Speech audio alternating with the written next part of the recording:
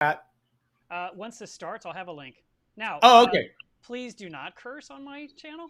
I will not curse on your channel, You already did, but I think maybe that was but so we're not early on, live it didn't yet. quite make it through the data stream. Maybe. We are not live yet. I will not curse on your show. That would Thank be you. rude. Okay.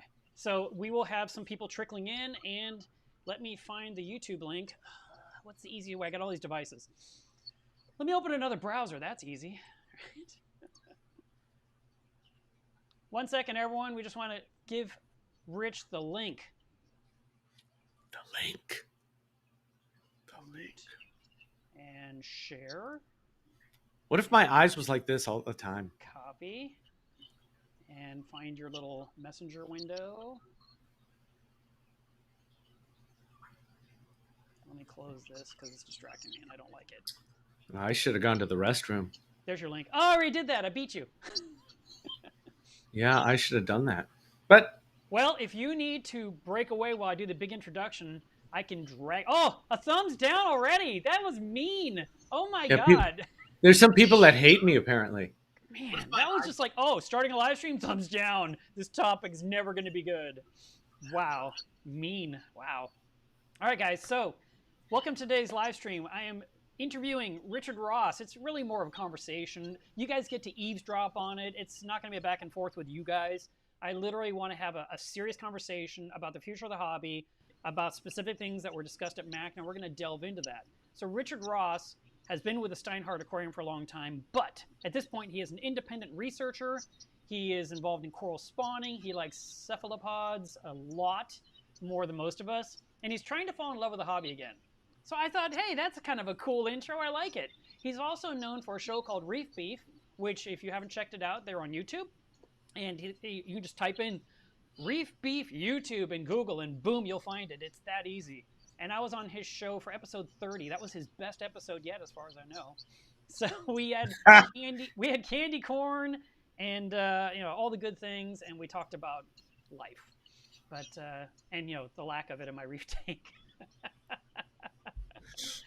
But so Rich, thank you so much for being willing to come on here. And so when we do the question and answer part of this live stream, you guys need to do @Rich or @MeLovesReef so I can filter and find your questions to answer you, because we will do a little Q&A near the end. But for now, this is actually a really deep topic. It's a very important one. It's probably going to trigger some people, and that's okay. We would actually like to get some of you involved. We would like to see more. Well, let's just talk about it. So at Macna, first it was why don't I write down names? First it was Vincent Chalet, who spoke about what's going on in Indonesia over the past 3 years. And about 3 years ago, he gave us a presentation on what was happening back then.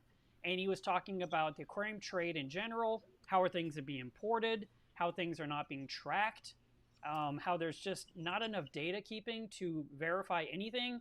And I want to explain more about that. And then Andrew Ryan did a subsequent talk that kind of meshed really well with the first talk, where he actually pulled up some articles that have been published that say certain things that when you look up the facts are not true, but yet they were on National Geographic, so it seemed very real. And so, of course, the anti-aquarium trade activists and hobbyists, I call them hobbyists, the activists, they were against our hobby so much, they would like, look at that headline right there, National Geographic says it all.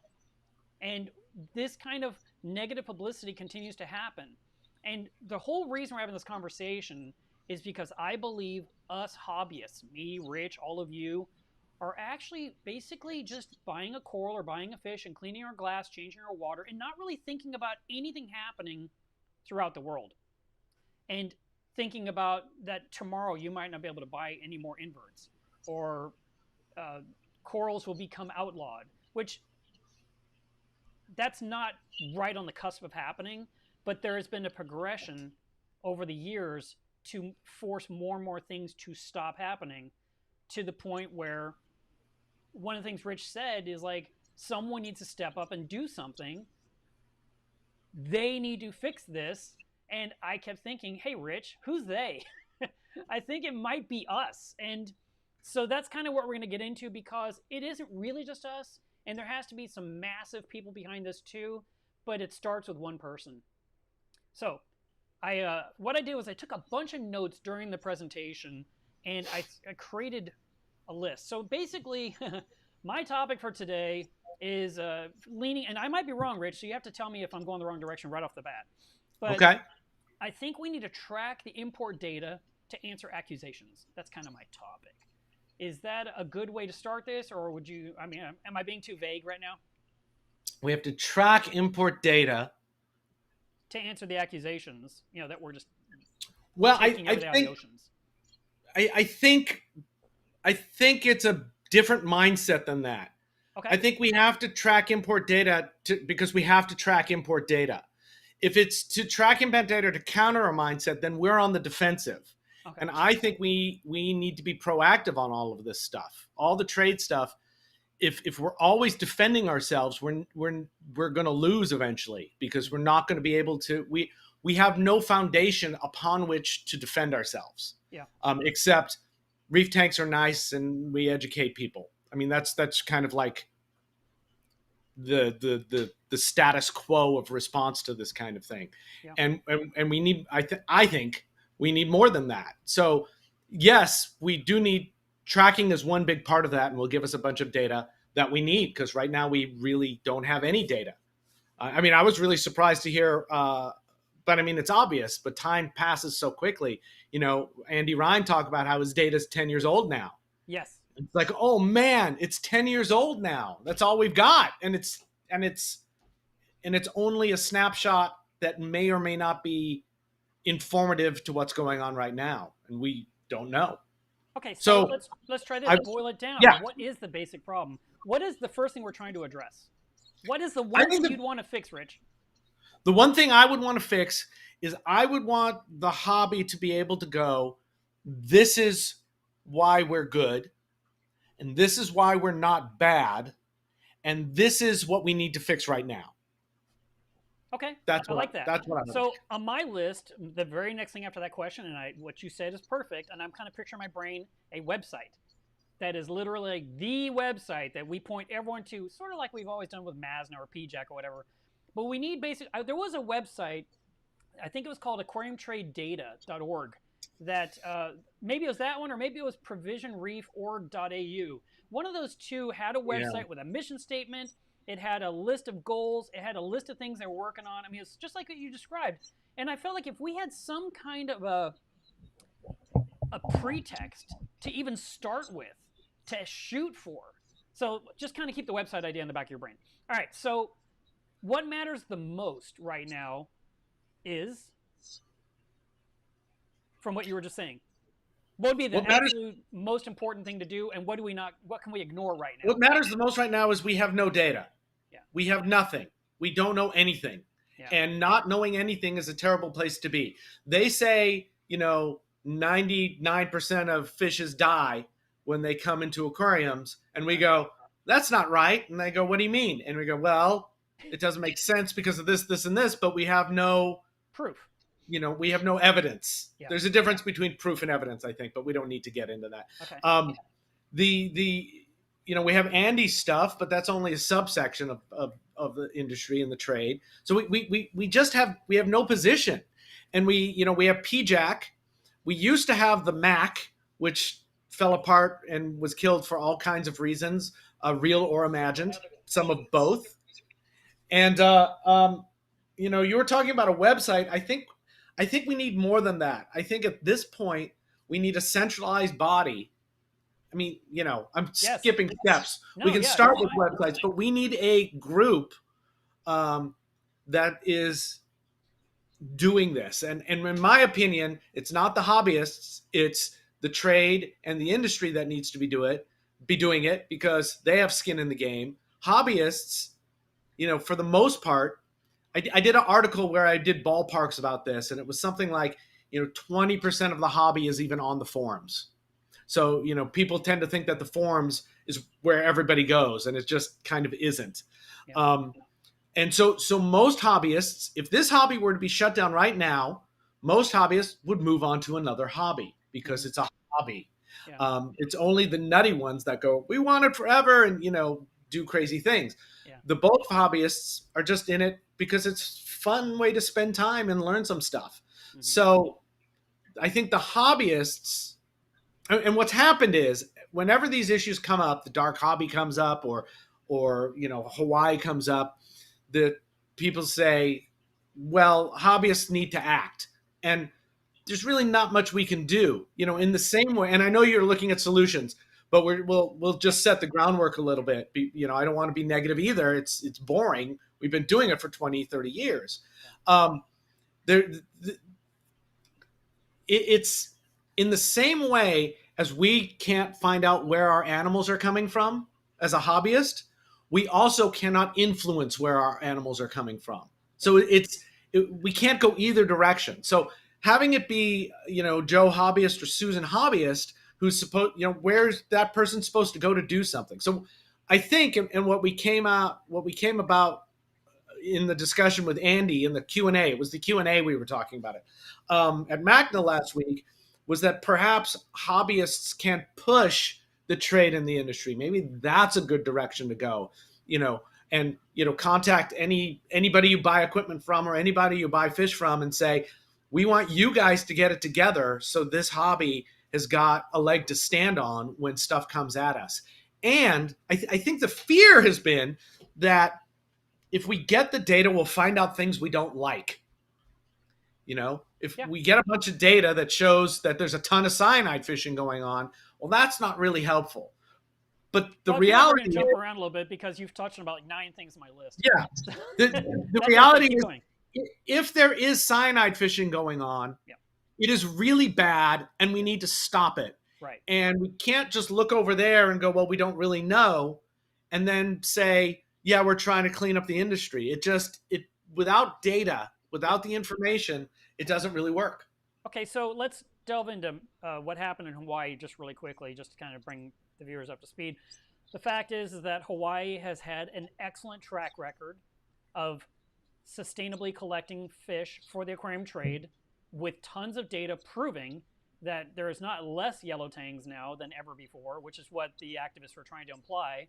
There's actually more in those protected areas where they actually go out and survey for the government to prove that all is well. And yet still the emotional plea of the activists, the fact that you're taking away our food because we all eat yellow tang on Sunday. I don't know what happens over there. But the thing is that they were so emotional about it, they got someone to finally get on their side. It took them forever, but they literally shut down the fisheries. The people that had jobs over in Hawaii lost their jobs. It's shuttered. None of the Hawaiian fish can come here anymore, and they're thinking victory, and that is our first step in world domination of stopping the aquarium trade everywhere. Yeah, right. It's a little, and I stopped following this closely about 6 years ago when I realized PJAC was the only thing around, the Pet Joint Advisory Council, and they have a small saltwater aquarium side. But getting transparency from them is hard too. So it's like, I don't know what's going on, but you keep asking us to write stuff, but we still have no data. My understanding is that only part of one island of the Hawaiian fishery shut down. Okay. And that other parts are still open. But I could be wrong on all of this because, like I say, it just got too depressing to keep following for me personally. Yep. But when we talk about this, in the last year, there was a collector who was nailed for illegally collecting during all of this. And it's like, that just adds to the problem.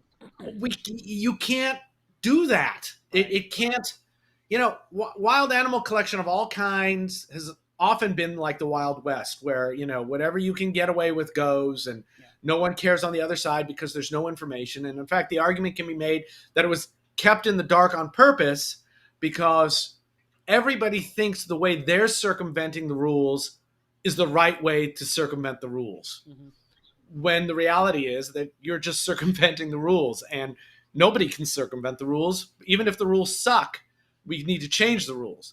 Well, the rules are there for a reason. There's rules for everything. Every single thing we do every single day has a rule.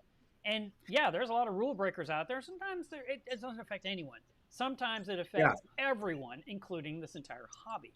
So let's, Yeah. you delved into cyanide, and I was thinking in my brain, and like I said, this is further my notes. We'll just go into it now. I was thinking, okay, so the business, the building, because I don't know what to call this, the building in Indonesia where the fishermen bring their catch that will then be put in bags and shipped to America. Whatever, is that just called a fishery also, or is that a different There's name for that? the Bureau of Fisheries, usually something like that. Okay, it's a fishery. I was It's not. thinking they have 50 paid employees, or contract laborers that swim out into the ocean to catch fish. And I was thinking these guys show up with a bucket of fish, say, "Hey, how much money can I get?" And they're like, "You get, this money." And if they knew that Steve the diver uses cyanide, like, we're never buying fish from you again, you're off our list. We literally have to stop this. You have to follow the rules. Every other diver's not doing it. Okay, so I thought, why don't they start there? And then someone said in the chat, well, the place is giving the divers the cyanide. And I was like, what are you talking about? That's insane. And Yeah. so now we've got basically an oversight breaking the rule. And okay, so what's the problem with cyanide? What exactly does it do to destroy? I mean, what's wrong with it besides It kills. it's poisonous? It's poisonous. It kills fish. It kills stuff on the reef. It kills It's the a reef. Yeah. It Yeah, can. It kills indiscriminately. It poisons yeah, indiscriminately. exactly. Okay, Um, so we don't it's like it's it a for that. it's a quick way to catch fish, and it's a quick way to catch fish. And if it doesn't matter to you if 3 weeks later the fish are alive or not, Right. it's great. So in the 80s, it was being used a lot, but Hmm. in the 80s, the excuse for the fish dying was we just don't know how to keep these fish very well. Right. Yeah. I mean, I Great I, I excuse. remember this. Yeah. Yeah. Yeah. My first job in the local fish store, Right. was trying to, maybe I'll be the one to figure out how to keep this powder blue tang with the stomach that keeps getting smaller, even though he's swimming and seems completely healthy and he's Yeah. eating, but he's just wasting away. Yeah. When we didn't really know, and then there was some light exposed on that, and so that's what the cyanide does: is it poisons the fish, and then they kind of die later. So Yeah. if you're the fisherman who just you get paid per fish, you're not even connected with what happens on the other side. That's Right. probably changing more now because the internet is everywhere, Yeah. and it's much easier to um, grow corn without pouring salt on it for a quick gain. You know what I mean? If you pour Yeah. salt in your field, that's a terrible, Holy terrible metaphor. what? I'm not a You don't. farmer. What are you talking If you, about? it doesn't make sense to poison the crop that you're growing. That I understand. So salt kills the corn before it can come out of the ground. Is that what you're saying? Salting the Salt earth. makes nothing grow. It Yeah. it, Okay. it, All right. it kills the So land. the fish are poisoned, and the cloud of toxin, whatever it touches, those corals, those inverts, everything else gets murdered at the same time, so they can catch one fish to bring back to get a quarter or 35 They, cents they or something. they get poisoned. I'm not aware of any study that's followed what happens to the reef itself. Okay. Um, I didn't know if like it a may, patch becomes dead, and then another patch becomes maybe dead, and that's why it they go to depends different on spots. yeah, it depends on the concentration and the time and things like that. So Okay. I don't want to say that it kills as a cloud, but you are putting poison on stuff that is fragile, Well, which you is a bad said the idea. internet is everywhere, and there was a picture of someone in, I think, one of the presentations where they went down with their cyanide. And it might have been an old picture, but they had a What? mask on their face to hide their face, so you Yeah, didn't know who was doing it. So yeah. literally, they know, or they're worried they're going to inhale the cyanide, so they're wearing a mask to have one less exposure to their flesh. Maybe, I don't know, but I'm just like, oh, you criminals. It's to not be seen. So for a while, some people were able to go out with the cyanide fishers to see what was happening, Yeah. and it was the same with the dynamite fishers, although that doesn't seem to have ever really been as big a deal. That was all for food fish, mostly. Um, so, but they would cover themselves up and speak under anonymity, and now, so in the early 2000s, all through the 2000s, it seemed like cyanide use was going down. Hmm. And some people touted some programs like, we're killing cyanide, we're killing cyanide. And because there's no transparency and no follow-up on any of this, that became the meme in everyone's head, was cyanide use is down. but people like Andy and other people are still watching and going, it's still happening. We can't tell you how much it's happening, but it's definitely happening. Yeah. And now somebody the other day seemed to be indicated it's really on the rise again. So there's bad news. There's no non-destructive test for cyanide in fishes. You have to blend the fish, and hopefully it's got enough cyanide still in its system to be able to see if it's result. Right. So it's just to make sure you guys got that. You got to put the fish in a blender to get down to DNA goo to now measure to find out if there's cyanide in it. So it could have been a healthy fish, nothing wrong with it, and no one did anything wrong. Or you've just created a frappe that you didn't really plan to eat that day. Yeah. And how is the test being done? So all of this stuff being done in the dark, in other countries is really hard to police. Yeah. And not just in our industry, in every industry. In our country, I know Fish and Wildlife Service, who anybody who imports animals hates, who are doing their job and trying to do it well to do what we can to stop illegal stuff from happening.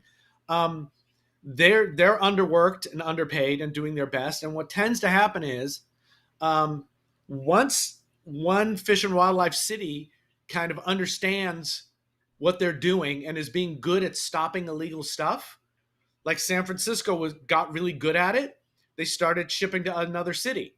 So we don't get nearly the same amount of imports into San Francisco anymore, because the San Francisco guys and Fish and Wildlife guys and girls, it's mostly women now actually, got really good at identifying stuff and knowing when things were wrong.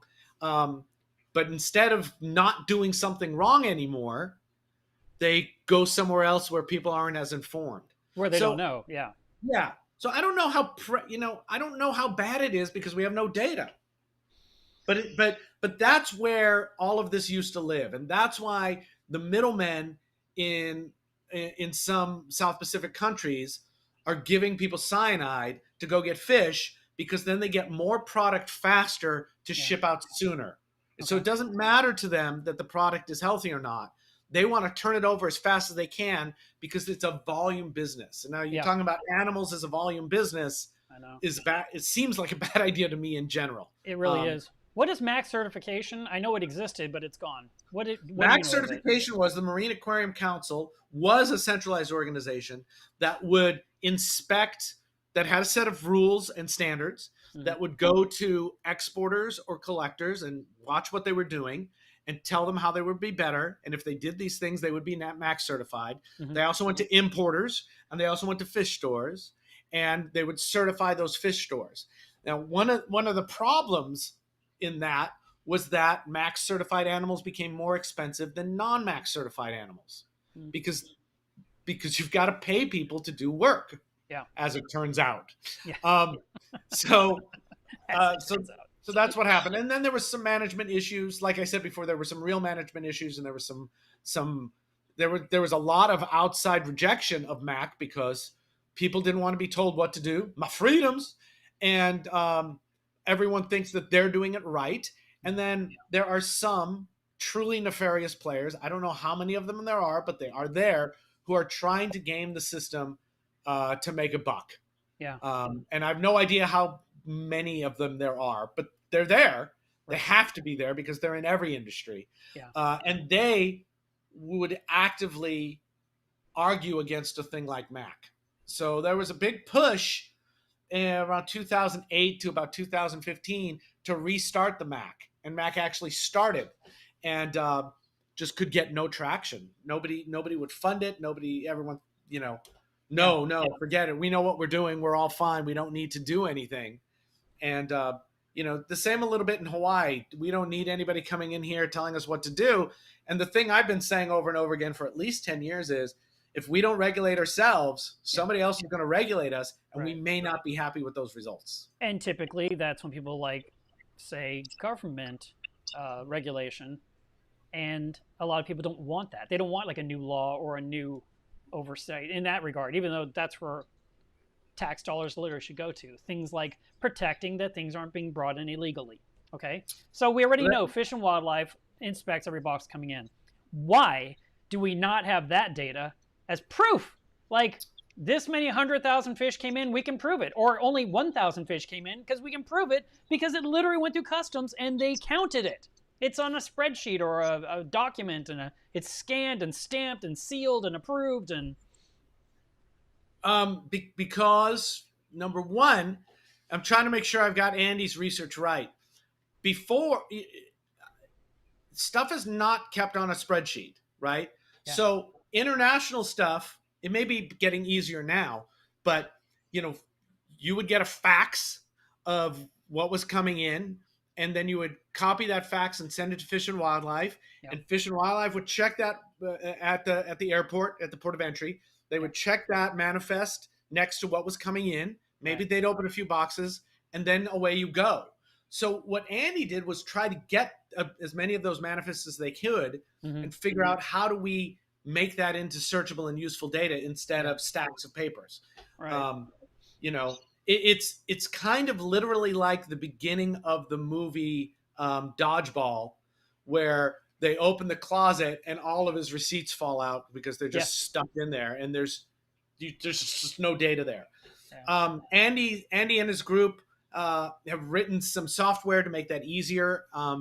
But now, as he was saying, it's harder to get permission to check that because people are scared of privacy issues. So, you just said that that's what tax dollars are for, is to make sure this is happening. Not everyone agrees with that. yeah. I made the my freedoms joke, but it's some people literally think that whatever I do is my business, and it shouldn't be anybody else's business. Yeah. And so those people also actively try to stop this kind of tracking. I mean, let's think about this for a second. Again, from the activist viewpoint, they are watching.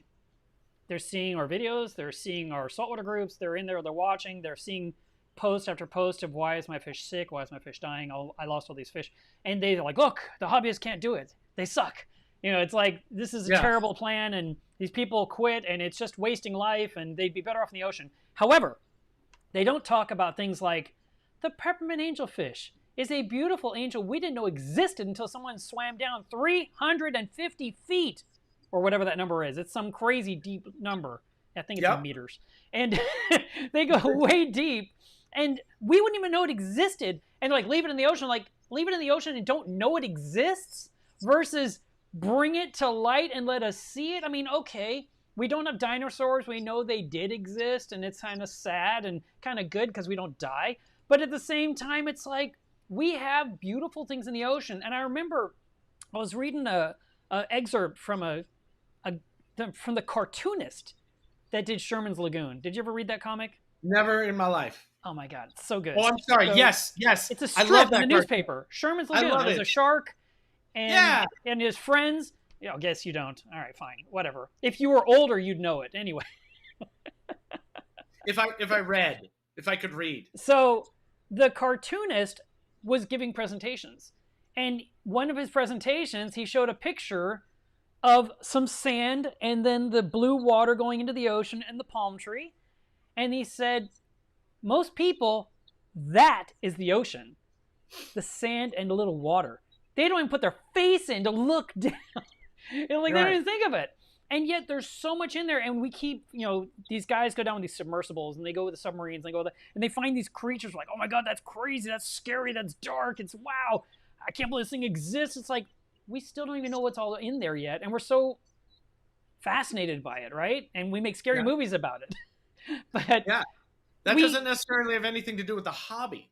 Right, it has nothing to do with the hobby. But the point is that if the activists literally had their way, you don't get to have aquariums, you don't get to have fish and corals, because the whole thing is raping the oceans. If that was really the case, I would assume 99% of the planet would have zero idea what's in the ocean, other than watching National Geographic and seeing videos. I don't know. I think there would still always be scientific exemptions to that kind of stuff. The peppermint angel was found by guys doing deep dives, scientific dives. It wasn't pleasure dives, because who can afford to do pleasure dives like that? Yeah. They came, and we still can't really get them. When they were going to be on display at the Steinhardt, we sent a crew to go collect them. Yeah. it wasn't. It's not just like you can order them. So Was that Brian? um, Brian. I'm trying to remember who was on that expedition, and I'm coming up blank right now. And we built, excuse me, we built pressure containers so we could bring the fish up at pressure and then Yeah. slowly wean them without leaving them in the ocean. Right. It was really really cool stuff. Yeah. So I think that exploration will continue to go on for many reasons. Because we're understanding the connectedness of all Yeah. levels of the ocean. And at the very least, people are going down there to look for new sources of fossil fuels. Yeah. So that I don't think that's going to stop. And I don't know what would happen with public aquariums. Yeah. It would just be harder to do a public aquarium because a public aquarium would need to mount an expedition for all their animals, like they used to do in 100 years ago. Yeah. There were you couldn't get anything. You have to send scientists out to go collect it or whomever. So actually, it wasn't scientists. The scientists would go out with some person who knew the area. Yeah. And, A guy that could hold his breath. Right. They'd wait on the boat, wait for him to come up with whatever it is. Right, and then bring it. So I'm not. I don't think the going after more information and knowledge of what's out there would stop. Yeah. Okay. But even even if the no, I'm sorry. I'm going to go off into some weird direction. Let's go with what right, you direct the conversation. It's your show. If we're trying to track these animals coming into our borders, and if we're trying to track it going into all the borders, like they come from Indonesia and they go to France, they go to Spain, they go to England, they go to America, they go to Canada, they go to Brazil. People around the world have aquariums. And one of the things that Paula Branshaw, the Dallas World Aquarium, said, it's scientifically proven that aquariums relax you. They didn't study reef keepers. But anyway, the fact is it really does calm you, and it has helped in all kinds of crazy scenarios where people never even thought it would make a difference. And when you go into a waiting room of a doctor or a dentist, they typically have an aquarium there because they want your heart rate down. They want you calm before you go in there and they get the drill. So it's a matter of, what if those were all basically outlawed and no longer allowed to have these aquariums? Are you going to go in with Xanax in your system? I mean, what's the next step? Yeah, well, it helps, but it's not necessary. Keep talking. I'll be right back. And also, I would say that it certainly doesn't need to be saltwater aquariums with wild caught fishes that relax people. So it could easily be freshwater fishes, most of which are captive bred, or it could be whatever we can breed successfully ourselves for saltwater captive bred. So the idea that it's a difference between wild caught and not wild caught, I think, is a big part of it. And saltwater and freshwater. There's no reason for the relaxation effort of aquariums, the relaxation effect that a school of neon tetras. Neon tetras are bad. They often come from Project Piaba, which is a sustainable collections place in the Amazon. But angelfish or whatever is raised in ponds in Florida, those are fine for making people relax. Okay. Yeah, and I did see a quick comment that I just wanted to touch on about the science we were talking about before. Oceanic science doesn't care about aquariums. Mm-hmm. It's different things. When a scientist goes down to look at a fish, they're mostly trying to figure out the web of life, not how to keep that animal alive. Mm-hmm. It's only been recently that people like me and Matt Wendell and other hobbyists have gone into the sciences to help, and Jamie Craggs, to help keep these animals alive, and then actually push science in a way that helps everybody else out. So science doesn't care about the hobby at all. The science will be fine without the hobby. So hoping that science will save us somehow or do something. We're insanely lucky to have Andy Ryan doing the work he's doing and getting the grants he's getting, most from hobbyist organizations. Not hobbyist organizations. What's her name? The SeaWorld. It's escaping me right now. I'm really sorry. God, who's doing it. They funded the work in Hawaii with the purple tang and the yellow tang, even though the purple tang's not from Hawaii. I can't remember their name. They did some work with biota. Oh, this is going to make me crazy. I should look it up because it's making me crazy. Look it up. Judy St. Ledger. It's Judy St. Ledger's group. One of the things that Andy showed us as a graphic from his website, and we were referenced to that website as well, was there was a graph, or there was a map of the globe, and then he showed where all the fish came from the different typical. There's like 6 places on the planet where we get our fish from, apparently, and it showed like the bulk went to this area, and a few came from this area, and it was actually really interesting. I'd never seen that before, and to be really honest, as a hobbyist myself for so long, it's nice to kind of know the region of where I got something from, but it doesn't pinpoint it. And Rich said something in the chat that I was like, oh my God, what a cool concept.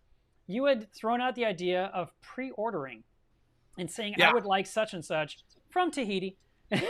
And you know you're going to have to wait 6 or 8 weeks for it to arrive. It would not get instant gratification, but you'd literally get it from... Well, I can tell you what Bob happened. the diver who got you that item, and you know it went from him through everything and customs, and it came to you, and Bob had a picture of it in the first place, and you're at the end with it in your reef tank, and you can kind of like follow it. And I love that concept. Yeah, and I'm sorry, it's that group is called the Rising Tide Conservation. That's right. Yeah. Rising Tide, and they do a lot of work with the breeding. When I started this tank in the early 2000s, I wanted flame wrasse, Hawaiian flame wrasse. And I didn't know where to get them, and they weren't common. You couldn't just get them from even wholesalers. Yeah. And somebody was like, Brian Green in Hawaii collects them, and Twilight Aquatics. Yeah. And he works with hobbyists. So I called up Brian Green and said, hey, I didn't even know who he was, because whatever. Now I know him. And said, I want some flame wrasse. And he said, okay, I don't have any. I'm going out in the next couple of days. I'll collect some for you. Right. Great. So he collected 3 of them. He sent me 2 of them. He sent somebody else the other one of them. Yeah. And that was it. They didn't go anywhere. And they came directly to me, and they were great, and they survived for a long time. And that seems like a great way to do business. And the reason, now I realize that was directly to the human being without, all the middlemen making all the profit margins. But you also had said that we should get away from the shopping market style of buying things for our reef tanks. And it's totally 100% true, and I've never thought of it that way. Not once. Not once did I ever think it's like a shopping market. Because we go to the supermarket, and we want milk and eggs and jelly and butter and meat and fruit and veggies. But there's a inventory of what you can get, and you pick from it. When we walk into the fish store, there's an inventory of what we can get. Where does that come from? Well, a list is sent to the owner of the fish store. What do you want? And the fish owner is like, I want 4 flame angels and 7 yellow tangs and 26 clownfish and a blue damsel. So he is shopping from his market so that we can have a market. We're like picking out of the 9 choices, what do we want to take today? It's kind of a weird thing. I've never really given it any thought in that regard. I was more like, this is what's available. But that's really not true at all when you think about it. Not anymore. And if you could do the pre-order through, I'm not trying to bypass fish stores. If you could pre-order through your store and say, I want, and we have to call this thing something too, like you talked about MAC certified. If we had something that was something certified in 2021, or let's just say it's going to take a few years, 2023, right? I want to get such and such a fish. I want it from that guy Bob, who I know is in Tahiti. And I want to get one thing from Steve that's in Vanuatu. And I want something from Raj Ampat. I mean, I don't know. But if you could literally say, I want from these areas, and it would be really cool if you knew exactly where. Yeah. And they talked about in the presentation about how they've tried to mark things. They put barcodes. They would put a metal thing off the side with like a serial number, right? So you could track it. And I guess when it got into and this is all, hearsay, I don't know facts. I heard when it got to a certain destination, like rip the tag off so they don't know where it came from. Yeah. I'm like, well, transparency should be, it came from this area. And why do we care? Well, it's cool. It's nice to say it came from this island. It's but they're like, I'm protecting my fishing hole. No one must know this is the coordinates. Well, it's even Maybe. worse than that. It's I'm protecting my collector. I have spent time and money going out to these far places and making connections with people to be able to get these animals, Yeah. right? If somebody knows where I'm going, I've done all the legwork to make those parts of the chain. Somebody else with more money can just come in and swoop it all from me. So I don't know what to do Yeah, because about there's that. no policing on the ocean. That's true. I mean, You it's know, literally but it's not even policing, just marketing. Just by yeah, mar, hey, I have more money. You need this. I'll pay you 50 cents more per fish, or yeah, 5 cents more per fish. yeah, Um, so there's that, and the supermarket thing came about because sometimes the the collecting trade for saltwater animals wasn't as sophisticated as it is now. It For a while it was literally, God, I remember in the 80s you'd go to the wholesaler and it was whatever was collected got sent. yeah, And that was exciting, and in hindsight horrible, because stuff that we just can't keep would come in. And still there are things like infill substitutions that the importer doesn't know about. It's getting to be less as we get more sophisticated in manifests, and as as inspectors get better. You can't just stick anything in there anymore, yeah, and it is getting better. It's not all doom and on the export side. They're getting better at identifying. There are quotas for scleractinian corals and things like that. And yeah, there's some places where the inspection's pretty great. When we were collecting from Palau yeah, to bring in for spawning research, we were exporting, and this happens with what they're allowed to export as well. Currently, they can't export SBS, but we had all our permits. The inspectors came and watched us pack everything up, and then it got sealed, and off to the airport it goes, yeah, not to be touched. yeah, And then it's inspected on the other side as well. So that kind of stuff is good. But you know, the supermarket is how it's always been done, rather than what we could do now. yeah, And so I like to daydream about being someone who thinks about the hobby for, luckily been in a position to think about it, and sometimes people listen to me. The idea of the supermarket, that's an old idea for me. It's 10, 15 years old. So I hope I think it's attractive because it could allow us to continue. It would change the way the status quo some, right? You could have whatever captive spawn, captive bred stuff you wanted as a supermarket, which seems like that's the kind of stuff you want to be selling to impulse buys anyway, mhm, right? Because it's not wild caught, it's yeah, less, there's it's more sustainable, and in the learning curve of the hobby, when people kill things, which is something we also need to be honest and upfront about, yeah, why shouldn't you be killing things that were bred locally yeah, instead of flown halfway across the world with all of the resources that go to get them to you? yeah, Um, there's also, I'm okay with a list of sustainably caught animals that are sustainable harvest. I'm okay with that too. yeah, Why not? Right. right, And then there comes this other group of animals that, you know, a beginner hobbyist this should cost more money. And it should cost more money because it's going to go to a hobbyist who's going to pay more money for it because they understand what they're doing more, because yeah, it's more money. So they're going to think a little bit more. Right. Um, And when you pay enough more money, you end up doing more quarantine and making sure that the animal is healthy before you put it into a mixed reef where it's going to yeah, be under all kinds of other stresses. yeah, So raising the price on things, I mean, we already do it right now with crazy fish. There's crazy animals, Dr. Seuss fish or right, peppermint angels. Some of them have been in the trade and people pay exorbitant amounts of money for them. right, And you bet they take care of them because they yeah, cost a bunch of money. yeah. I think the argument tends to go that well, then only rich people can have the For the hobby, hobby, yeah, and yeah, and part of my I kind of do this about that because I think it is a luxury hobby.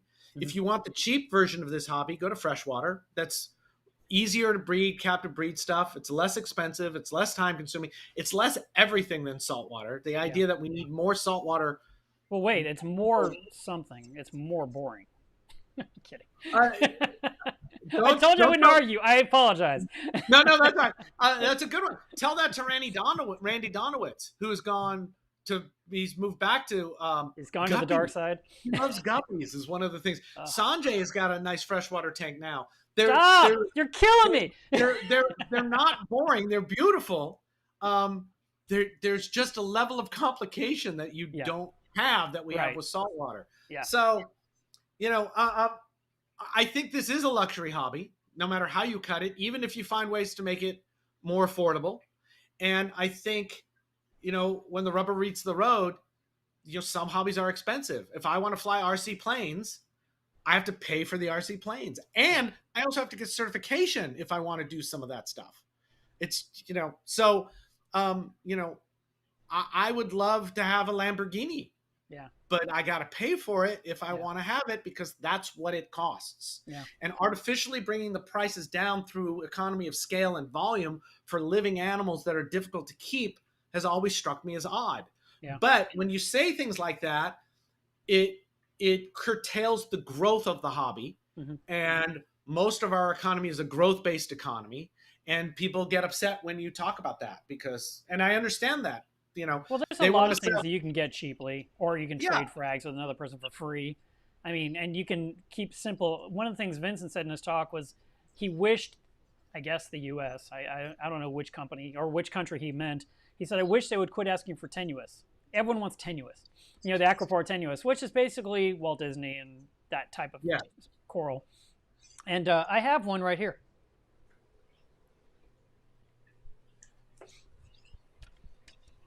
So I've had this tenuous for a long, where's the camera? I've had this for a very, very long time. It's out of focus. Yeah. Come on, focus. What is with this camera today? All right, so if I get this close, you can see it.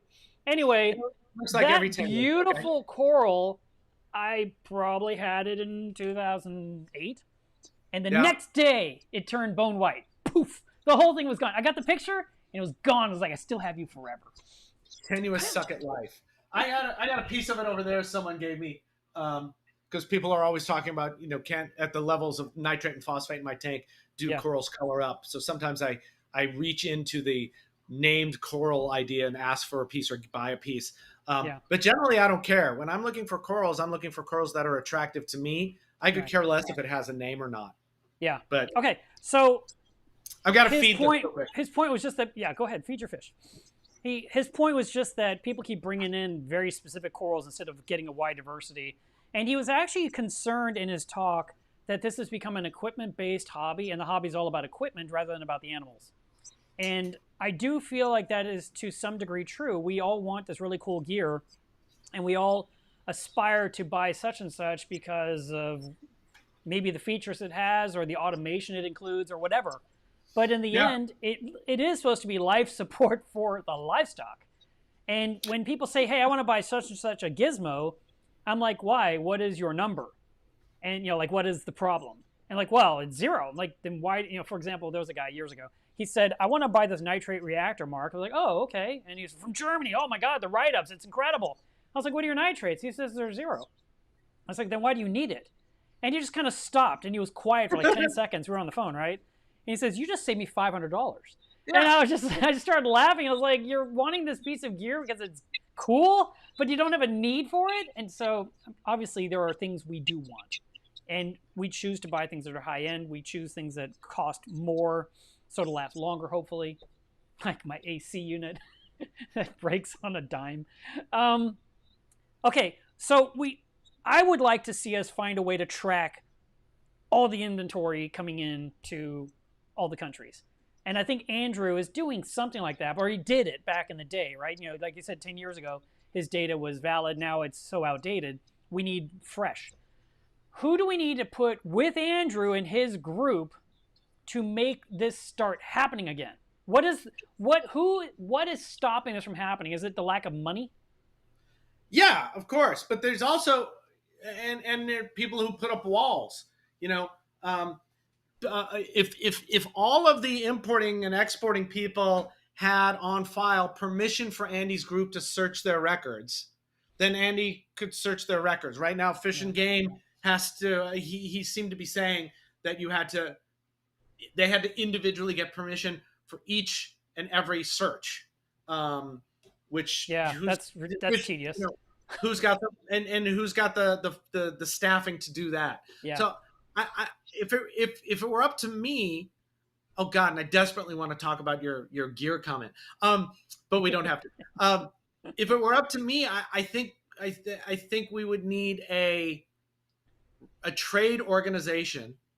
I think we could start in the U.S. and we could work with OFI in Sweden, I think is where they're based, or the European groups. The European groups are ahead of this. There's still problems, but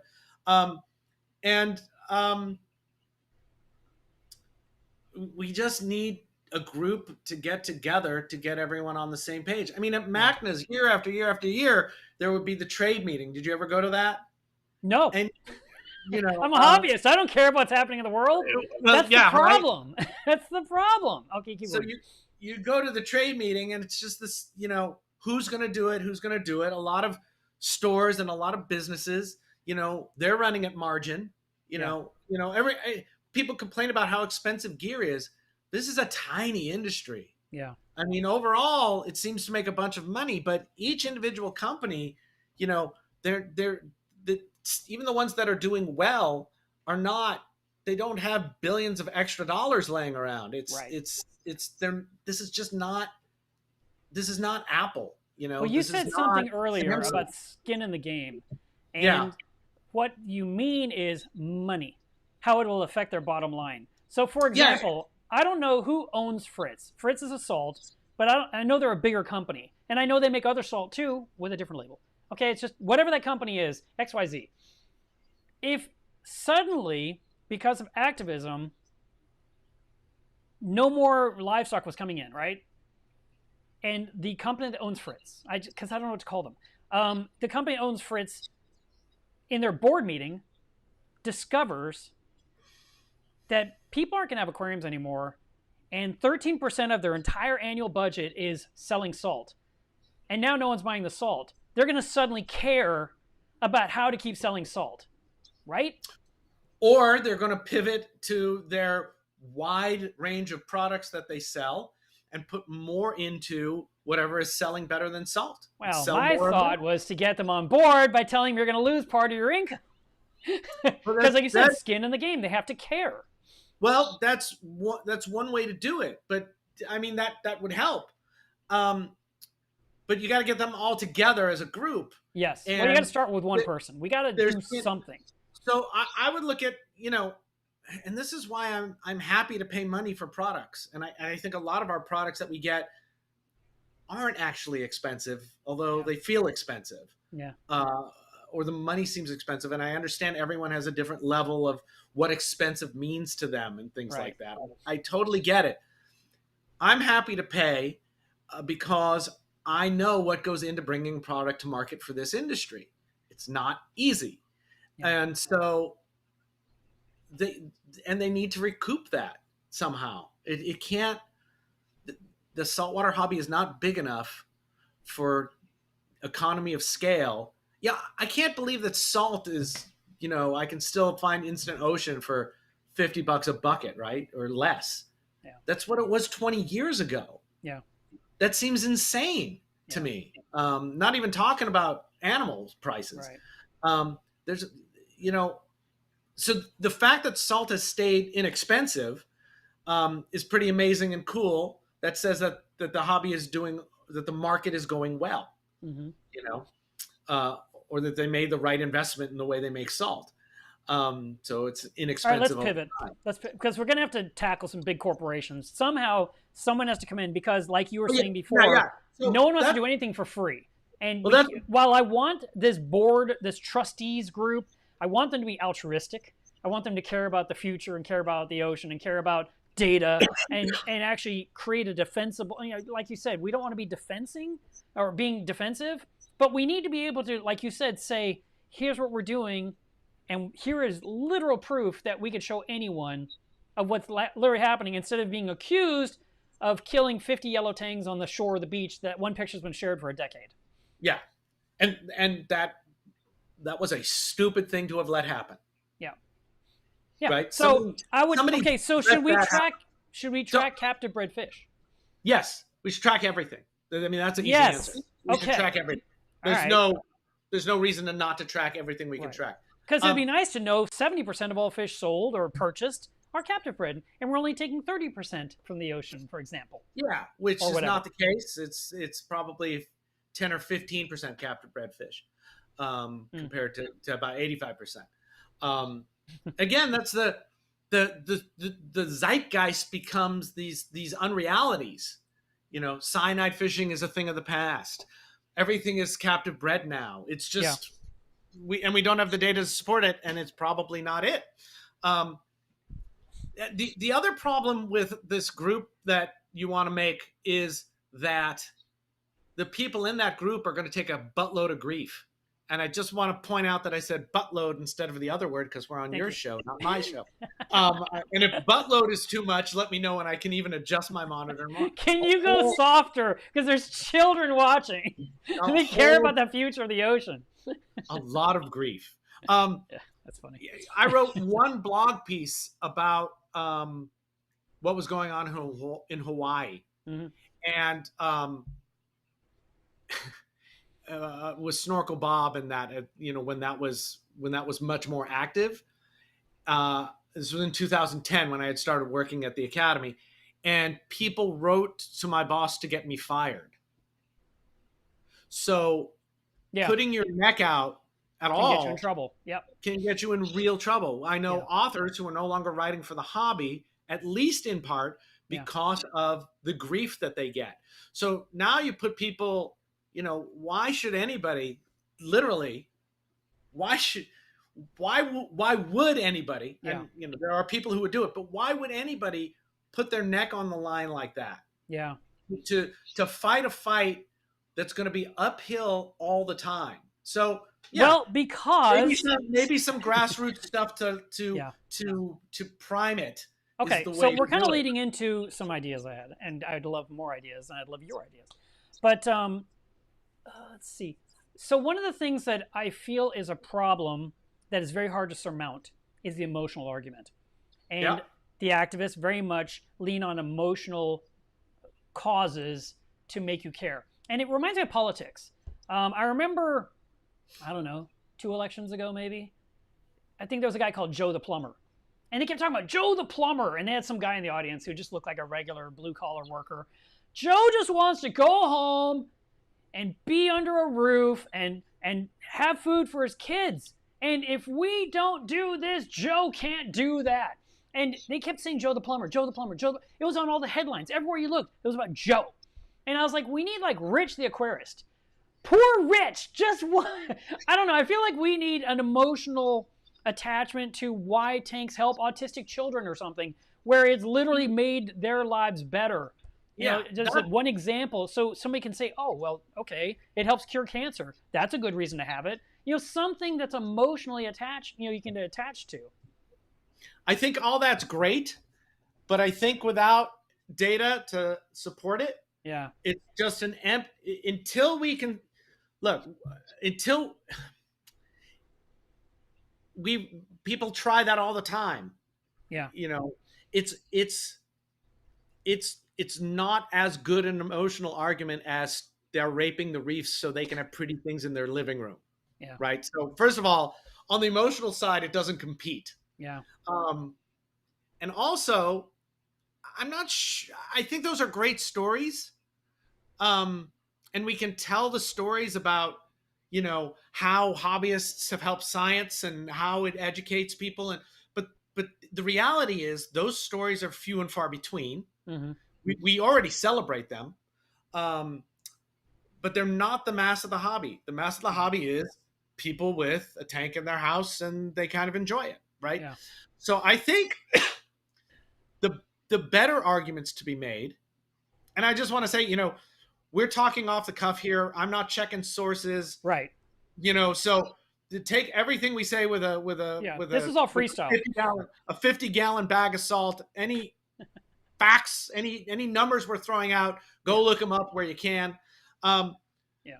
but I think better would be if we had a centralized body about the trade, about the hobby, that had a list of best practices. Yeah. That, and okay, I'll say the other thing nobody likes to say, and possibly started a certification program for hobbyists.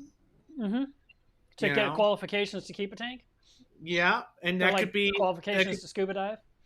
Yeah, it could be anything from like here's an online, just a simple online course you have to take, and it costs $30, and it talks about the realities of it, and then you get a certification, and then you get then it's here's the species you can keep for the next 6 months or a year, and then here and then okay, now you've been doing it for 2 years, 3 years, you're certified, you've had successes, you've had failures, the learning curve is done, go do what you like.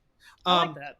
if we had something like that to point to go look, and then if we had data about sustainable collection and how the hobby, the emotional argument to have, I think, if you're going to have one, is how the hobby is helping the natural environment. Right. So the stories of these fishermen were bomb fishing to feed their families and other people, and now they're tending these gardens for the trade, and their reefs are growing, and 40% of the corals that they collect go out to help stock the reef and build up the reef. And you should go there as a friggin' tourist and look at these fantastic reefs that are near shore and easy to get to, instead of having to go out to find it far away. I think that's a really good story to tell.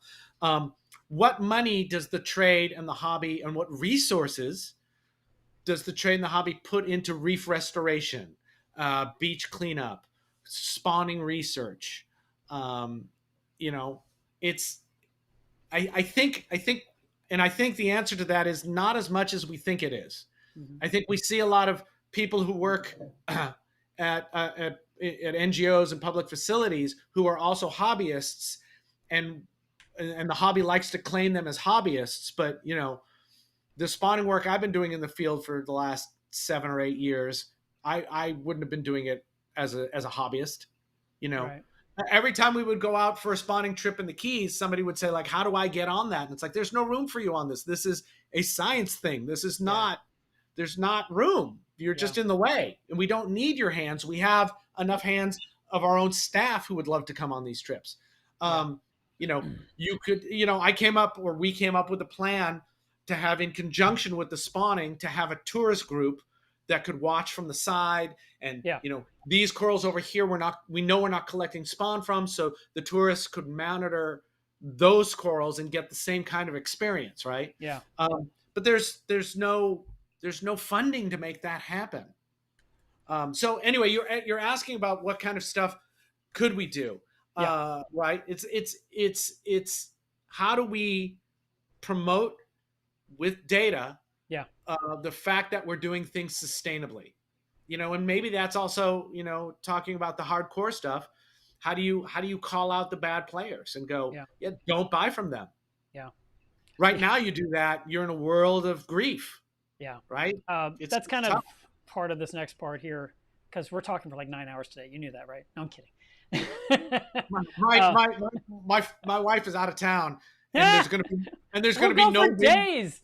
And there's going to be no, and I think there's no wind today. So you really should have shaved, because that's going to really come in by the time we're done with this today. I do have to clean my glass. I can't believe I didn't clean the glass before. I always clean my glass. I clean almost daily. All right. So you've suggested a trade commission. My brain says, if such a trade commission existed, who would run it? What names would you recommend to start it with? Who? Anybody? Do you know anyone that you would say, that person's a really good choice for this kind of thing? Let's approach them. I think you know the people too. Well, I have a list of names. I'm curious what name you'd spit out. Well, it's all the people I think you're going to name. All right, I'll say the names. That way you don't get blamed. Oh, I can. No, let me. I throw Kevin Erickson. Yep. Julian Sprung. Bruce I didn't mention Julian Sprung. Oh, I got to add him. but a lot of these people have their own businesses, right? Yeah. But if you want the think tank to do Yeah. this, That was um, my thought. If we could get a think tank of like 8 or 10 people to do a horrible Zoom call, or if we could get them in a room, like we all pay $200. The problem with COVID, but okay, let's just forget. Let's pretend we could actually get them in a room and yeah. talk for, I don't know, spitball for a couple of hours to come up with a starting game plan of the absolute first Okay. necessity. So So I I think that's think a great idea, and I've never thought of that before. And don't do it in the same room. Why okay. spend all the money on getting those people in the place, right? Well, I wanted them to pay with their own money so they have skin in the game. Well, I think this may be Yes. pre-skin in the game, Yeah, it right? probably is. How do you get and And um, international, you do have people everywhere. So yeah, you're right. yeah. So you have this conference think tank of people who 20, 10, 20 people Yeah. who do this initial kind of work, Yeah. and then it's like here's a starting point. It's kind of like Right. how Kevin and I wrote the definitions. We wrote an article about definitions of captive breeding, Okay. what those words actually mean, because Yeah. they're still being used interchangeably. But we just wrote it because we could. Yeah. And in some circles, it's the de facto definitions because there's no authority to say Yeah. these are what these things are. We're actually revisiting that to make a sustainability scale because we've been Okay. thinking about it a lot, which I think is a better way to go. Because collecting half of a clown trigger nest Yeah. is wild caught, which people seem to think is bad, but boy, is that sustainable. Because 2 weeks later, they have a whole nother nest, and you've only collected half of the first one anyway. But Yeah. so you could get a group together, and if you did it on Zoom and you said, "Hey, this group of concerned hobbyists is concerned. We're going to pay you $200 or $500 or $2 million or whatever it is Yeah. to sit on these groups, for 2 hours a day for 4 days."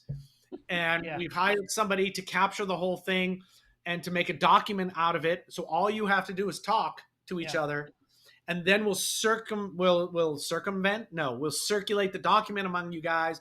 You guys make all the edits you want. We'll send it again. We'll do that for 2 or 3 iterations, Mhm. and then this document of proposed directions to go will exist. Yeah. Maybe that could fly. Maybe Yeah. that would be useful. And that would be an inexpensive thing to do. The thing I like about it is all these people that are on my list and maybe on your list, all are people with ideas.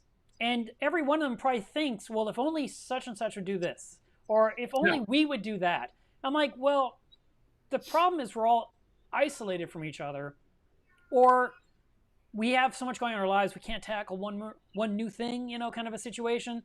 And so the quote unquote they need to do something. It's like, who's they? We need a person. We need one person to start. Yeah. So I thought, okay, here's my list of ideas of people to bring together. And like I said, you probably have some more to say, but Kevin Erickson was the first guy, probably because he did Macna, but he also has to be careful because of his role as president of Macna that he doesn't like cross some kind of weird ethical whatever. Everybody's got to be careful. They're all going to have that. Yeah, exactly. Yeah. Andrew Ryan, Vincent Chalet, Rich Ross, Mark Levinson, Matthew Peterson, Rhett Talbot. I thought he'd have some good stuff. Yeah. Paula Carlson, because she knows everybody. Charles Delbeck. You suggested Joanne Sprung. I was thinking, what about the actual importers? Why wouldn't they want to be part of this conversation? I think that should be the second group. Okay. I think the actual importers. So we did this once at Macna with a group of the importers, and they have too much to defend. Yeah. Right. So there's a lot of no, we already do that. Why don't you just do what we do? And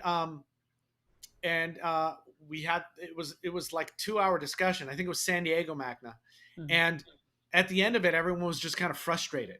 Yeah. Because it was defending turf, and I think that's an important part of the discussion. Yeah. But I think maybe, and this was a good idea that I have not had.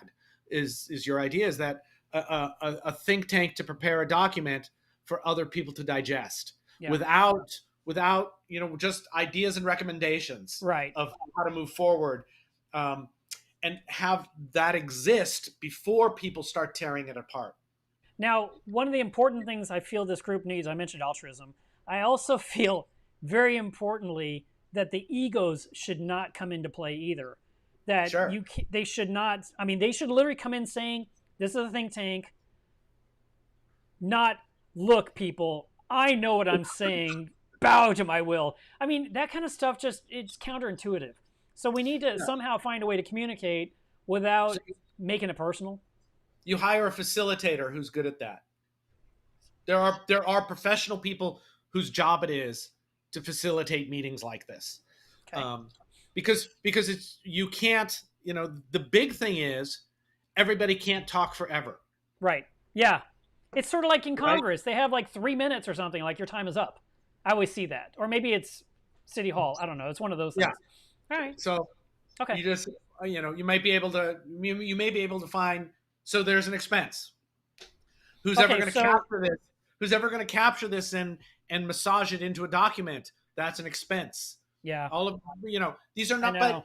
but these are not insurmountable expenses. I mean, Right. it seems like we could raise $5,000 or $10,000 for this, not difficultly, Yeah. which is a terrible sentence. Um, but it's not as much. It's yeah. I think it's a doable thing. Hasn't been done, and I want to make it clear. You know, I'm not saying that nobody. There needs to be informed people in this iteration. People need to know about you know the importers and the exporters and the collectors, and that's why I think people like Andy Ryan and should absolutely be involved. There's a woman, Amanda, and I'm sorry I can't remember her last name. She knows a bunch of stuff too. um, there's a bunch of people that are good, and and a hobbyist representative and maybe a trade representative, just so there's a voice in there from all the different groups, Yes. um, to make it as robust as possible, so it And to doesn't make sure roll no out one's and everyone overlooked. goes, well, this is a stupid thing, we can't use all of it now. Right. Because I was thinking, okay, so, all right, great. I love that beginning. And now I'm thinking ahead again. If this commission existed with, like I said, its website or the document to point to, I think website automatically for that, right? It's like a wiki, right? But if you had that document, you're pointing to it as a starting point, perhaps part of funding would be like, I mean, I kind of liked your certification of the Aquarius thing. It's kind of a cool idea. And if each one had to pay this $30 thing or whatever, that could go into this commission or this Absolutely. this Yeah. repository for the commission, and then we could get fish stores that support the commission, and they put the commission logo on their website just to let them know they're part of the sustainably harvesting empire or whatever we want to call it.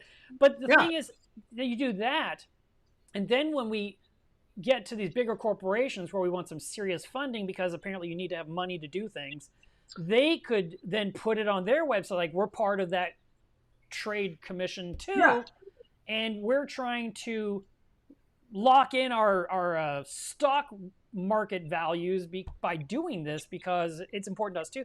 I don't know. So, all right. So ideas, what we could do to implement change now. The think tank was a great one. I'm gonna clean this while we're talking because it's making me Okay. crazy. It's driving you crazy, isn't it? Driving me nuts. We talked about trade commission. We talked about pre-ordering fish versus the supermarket shopping. I still love that concept of literally saying, I really want such and such. And rich people do that. Rich people say, I want such and such, and they will talk to a few people or know a few people, and then that diver will go out and get it. I mean, I just watched Eric Cohen deliver a bunch of ventralis anthias to a very rich guy in New York, right? Sure. And I'm like, well, where's my ventralis?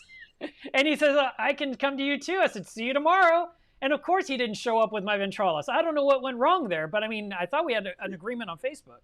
But I love the concept of shopping ahead instead of impulse buying, and planning ahead and building your reef based on not only waiting for things to come in so you have a sense of enjoyment, just like waiting to open the presents on Christmas or whatever, where you don't get it that day. You have to wait until your birthday. You have to wait until 4th of July or whatever holiday it is that makes you get a gift.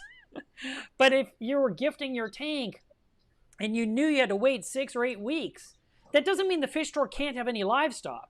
If anything, Right. the fish store could be filled with captive bred fish.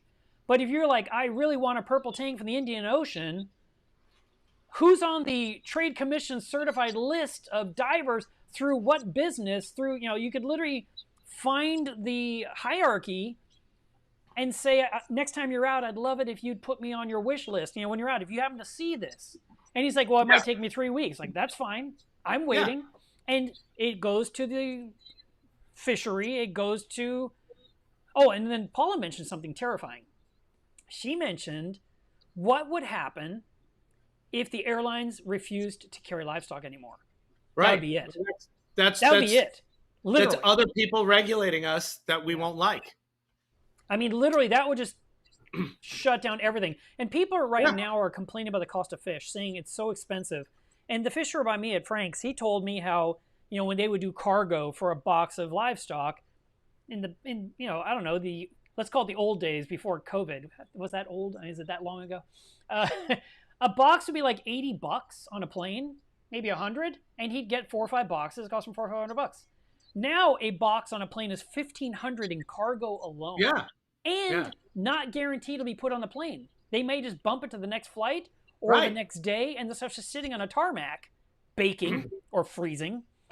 And then eventually gets on a plane, and of course the fish store owner runs up to the airport to get it as fast as possible, but you have to wait because of the whole standard line customs or however they disperse of cargo inside the U.S. And you finally get this thing because you spent $1,500 in shipping alone for those 4 flame angels and 5 gorgonians and a clam or whatever it is you ordered as a fish store owner. So I got lost. But I feel like they should have. So that's just kind of a reality check, guys. That's why things cost so much. The freight is insane.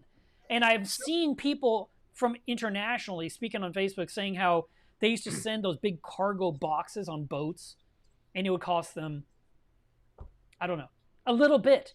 And now it's like 12 times as much for the same metal box full of brown boxes. And we're not talking about livestock. We're talking about like literally bringing skimmers overseas or something. It just costs a fortune to put that metal box on a ship these days compared to 2 years ago. And that's why everything you're buying, and that's where there's shortages and you can't get a washing machine or whatever, microwave, because parts are in short supply and the rates are so incredibly expensive now. They're making everything too expensive to where we can't buy it. I mean, it's going to become a nightmare. And Scott, that is a Potter's, by the way, in the tank. But stuff costs what it costs. Yeah, and, it does. That's what it ends up costing. And the overall, the price of our livestock hasn't changed much in 20 years. It's fish went up.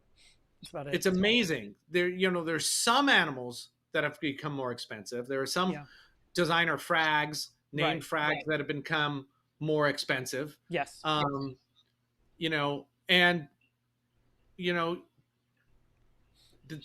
the bulk of stuff is still cheap. And it's cheap because people down the line are paid less than they should be being paid in a changing economy. If you can pay somebody 5 cents a fish, and then you sell it for $40 at the end, who's making the money? Not the person, and that's becoming harder to get away with today because we start, there's more awareness of what's going on in supply chains and how people are not being treated well where we get our things from. So that's getting harder to hide. So there's a sustainability thing that's easy to address, right? We can fix that part, right? And then what you were saying about shipping is absolutely true. I've been involved in a couple of stations or involved with or consulted with in Tonga. Yeah. And the problem with Tonga is getting stuff out of Tonga. Yeah. There are not that many flights, and Vanuatu can be the same. Is there room? And then it's like, okay, we've collected the stuff. Now we're keeping it. And, is where they're keeping it up to snuff to be able to keep it long term when the flight gets delayed or it's been packed and it's been in the boxes for 20 hours already, and then the flight is canceled. Yes. And then they unbox it all, and then the next day they box it again. So there's it's really yeah. the if supermarket. It was me, And I realize Yeah. that's not my business, but if it was me and this happened, like the airline was canceled because a tornado went through the airport or something, or whatever, I would then say, "See you in a week." I would not come back the next Yeah. day when they've cleaned off the runway. But I would but literally but wait a week because I want the livestock to kind of rebound.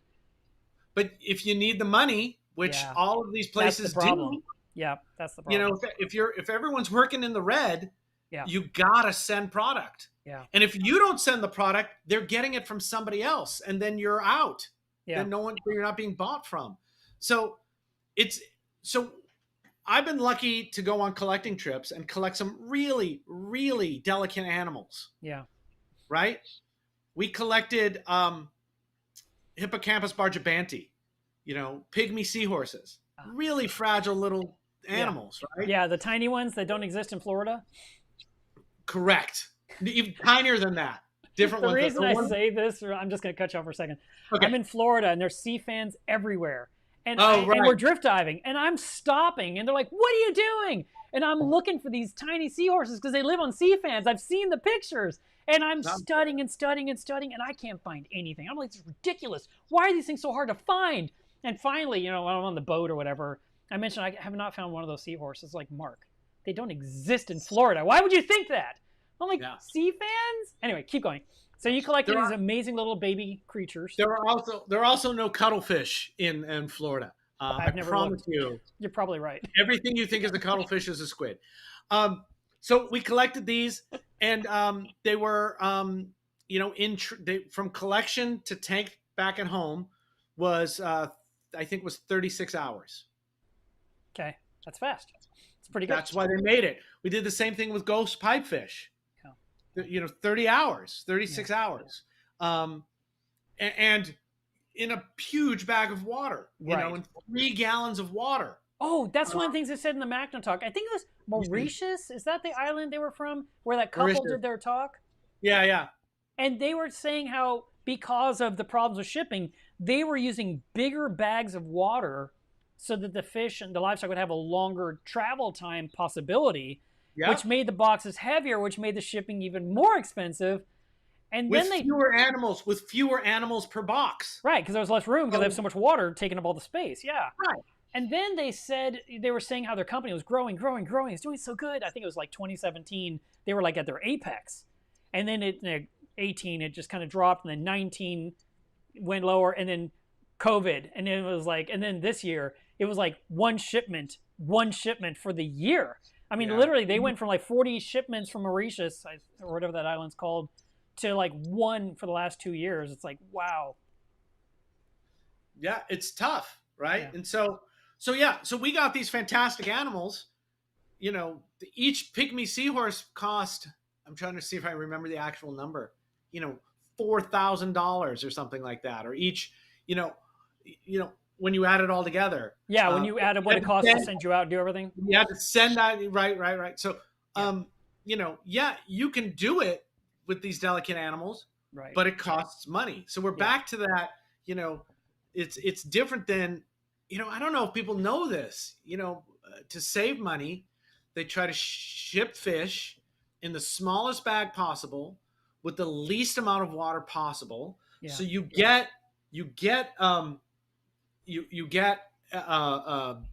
what are they called?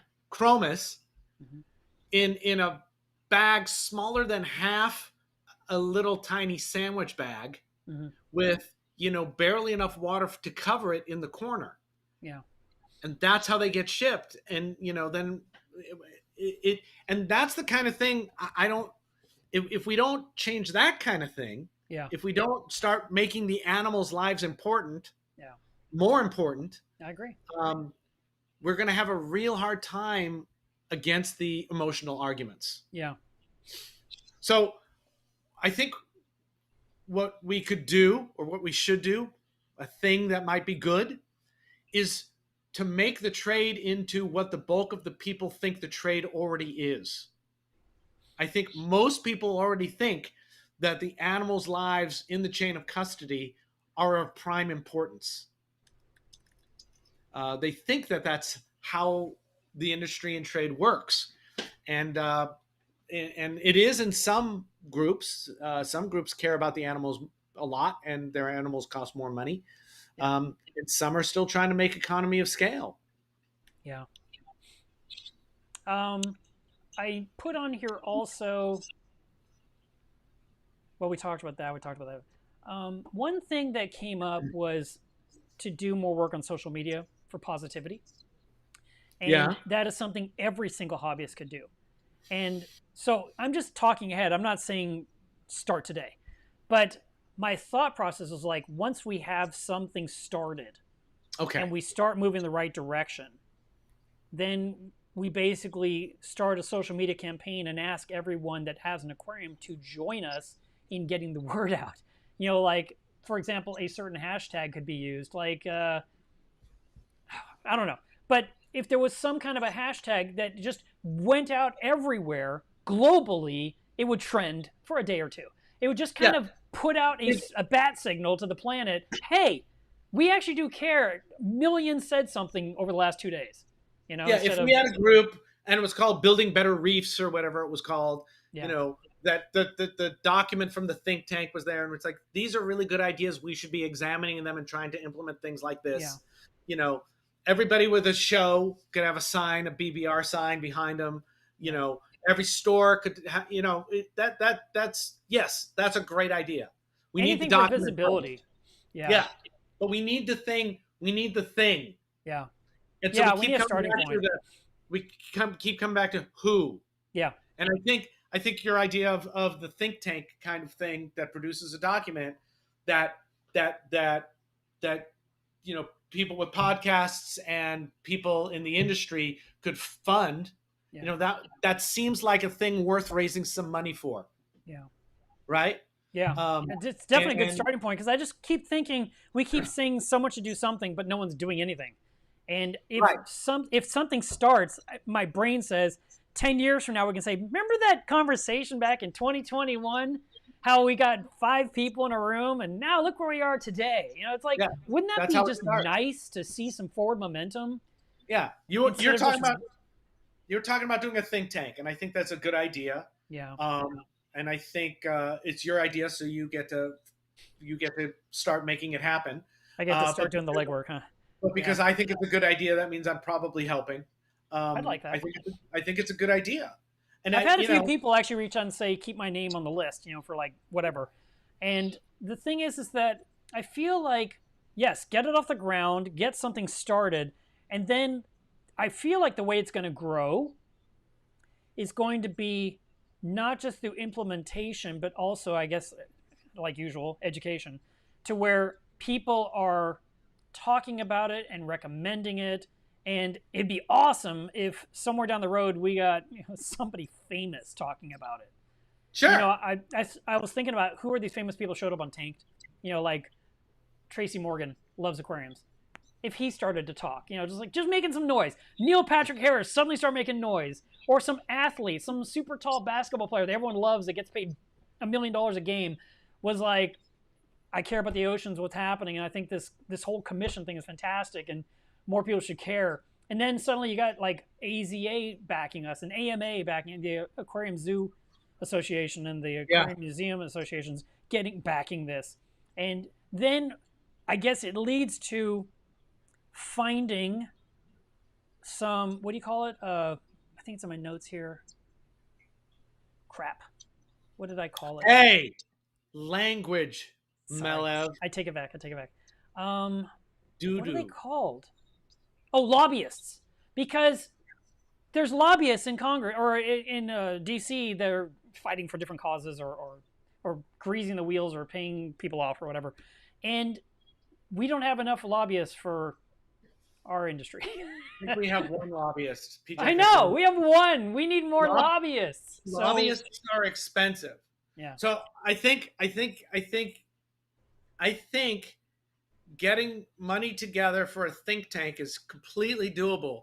Yeah. Um, I Everything else think a is bunch dreams. of I think a bunch of hobbyists would throw money at it. Yeah. I was honored and shocked at the amount of people who we do the buy me a beer or buy me a coffee for reef beef, Yeah. and the amount of people who give us money and the amount sometimes they give is incredibly generous and wonderful. Yeah, it's a really Um, big cup of coffee. I think it's a way. I think this is something that hobbyists who are concerned, who are willing to put some money where their mouth is, would be happy to contribute to. So I I think it's. want all of them to contribute. I know that sounds very demanding, but I I want think every single person to have skin in the game. I think I do too. I think because I've been thinking about this longer, Yeah. that I am looking for realistic options now. Yeah. Uh, and Yeah. I think, and I don't want to quell your enthusiasm. I Yeah. also want everybody. I think this is the first time I've thought of I've been involved in a discussion where there's a starting point that makes me go, hey, that could have some legs. That could be useful. Um, and doing it on Zoom is the way to do it. I think it's a great idea. Nice. Yeah, I I'd think really like to see something because what happens is I'm at Macna, I hear this talk, I get all fired up, and in about 3 days from now, I kind of what am I fizzle going to out. do about it? And here it is Well, a week later, and I'm still talking. That's a good sign right there. that's a huge sign. And you know, Skeptical Reefing, the series that I used to write, which I think is coming back, which would be fun, would talk about stuff like this, but it's a limited audience. Yes. And people are hobbyists and they want to be in the hobby. They don't want to Yeah. think about this that much. Right. So I know. you know, I'm thrilled that you're talking about it. You have a much bigger social platform than I've ever had.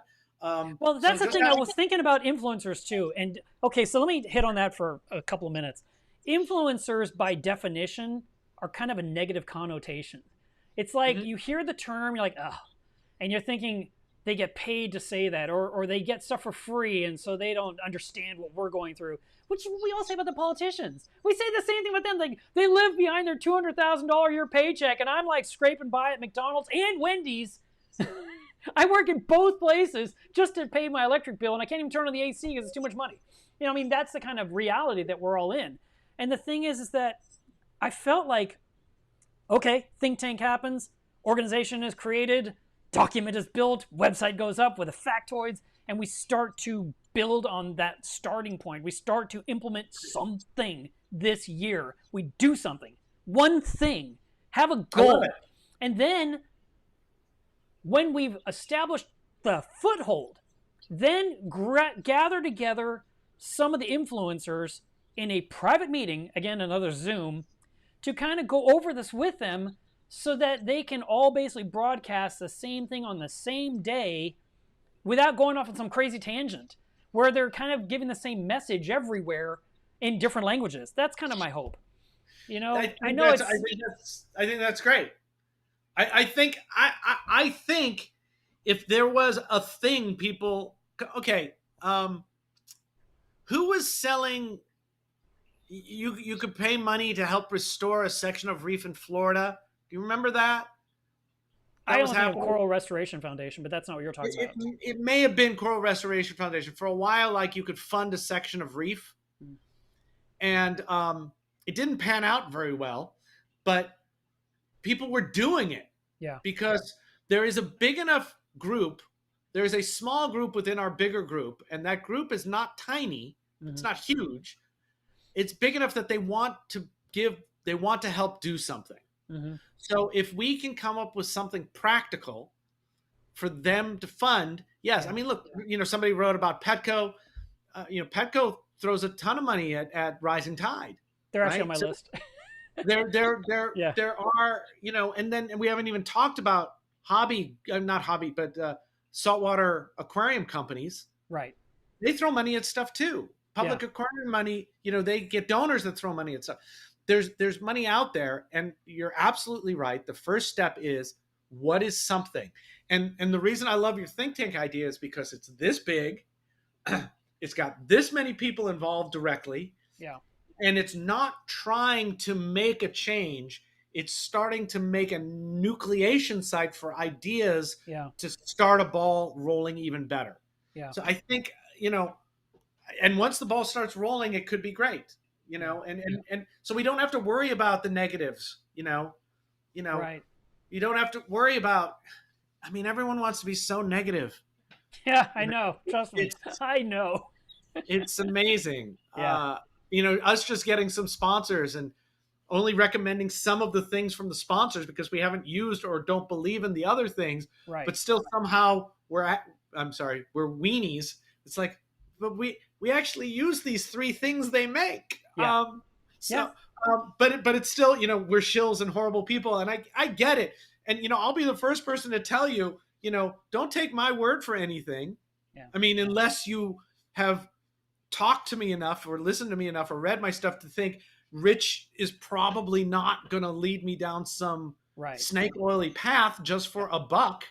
I get it. If you don't know me, you should absolutely question what I'm saying, but you should question everyone I'm saying. But, avoiding the negative, your plan, and I keep calling it your plan, so you have to do it. Your plan bypasses a lot of that stuff. I kind of feel like I have to do it. And I don't know why I have to. I'm landlocked. I'm in the middle of Texas. I'm 9 hours from an ocean, I think. It's just like, but I'm tired of hearing they need to do something. I was like, who is they? They is us. It starts with one human being that cares about something, and they have to care about it long enough to, like you said, have it gain some legs, that it starts to take off. And one of the things that drives me crazy about this whole planet is nothing is forever. Nothing. I mean, just nothing. There's that beautiful thing that you've probably posted a picture of during your many travels overseas, in these gorgeous parts of the world. It was this archway that I think a boat could go through, and the thing just collapsed. And there's like 2 pillars now. And I'm just like, it's gone. I mean, nothing is forever. And businesses aren't forever. And people aren't forever. And nothing stays. And I even said to my son, if I die, I just want you to keep my website paid for so it doesn't go away, because it's information, it's knowledge that could help other people, and it should never go away. It should be paid for like the next 50 years. So that way it just keeps existing. Like Bob Fenner's website, when he died, we immediately freaked out when the site went down like a day later, and someone jumped on the ball and got involved and picked up a hard drive or something and fixed it. Thank God, So 100%. I think any content people should have their own website. I've got my own website just so I know where my stuff is, Yep. It shouldn't go away. There's another idea. Let me finish this. And I'll talk about something for a minute. Some of the companies I thought about that have lots of money were like BRS, who clearly has tons of money, Seachem, Fritz, Petco. I felt these were all people that have skin in the game. They literally care, and there's probably more I didn't even think of. But, invariably what happens is it's the smaller companies like Tom Bowling you mentioned, who is doing something toward this cause when he doesn't have nearly the funds that some of these bigger ones do. And these bigger ones should be contributing towards some kind of NGO. By the way, I didn't know what an NGO was. I've heard the term a million times, and I Googled it. Non-government oversight, is that right? Organization. Non-government organization. So an organization of people that makes rules that doesn't require the government to put their heel on your neck, basically. Yeah, Mac was one of those. Yeah. And I feel like that's a great thing. I don't know if that's considered, it's going to be like is the NGO also a nonprofit? Usually? Usually. Is it a charity? There's tax-deductible donations. I'm just wondering if it's something that a big corporation like, let's say, BRS, dumps all this money into this NGO. Is it a deduction like a charity thing? Is it we're funding a trade empire? Trade commission? I don't know. That's what I don't understand. You could even, right now, you could make an NGO organization, a 501c3 or 501c something. There's 5 or 6 groups of 501. That's like true. Most reef clubs are supposed to be. Yeah. It's just a not-for-profit organization, and a not-for-profit doesn't mean they don't pay staff. They do pay staff. Macna is one of these. You could start that right now to do the project you're talking about. Well, the thing is that people get upset about it. That way people, you have to check the rules, but then they can write tax-deductible receipts for donations. Yes, and see, the thing that people get upset about, I've heard it a million times my whole life, there'll be like a cause. Send $3 a day to feed this child. And, so people, they see the video, the child's dirty, they have a fly on their face, like, oh my God, that poor child needs rice. And so they send them their $3 a day or $15 a month or whatever it is. And then you find out later, 87% went to the running of the organization, and 13% went to the actual recipients. And you're just like, oh my God, that's terrible. And the NGO should, in my opinion, emphasize transparency too.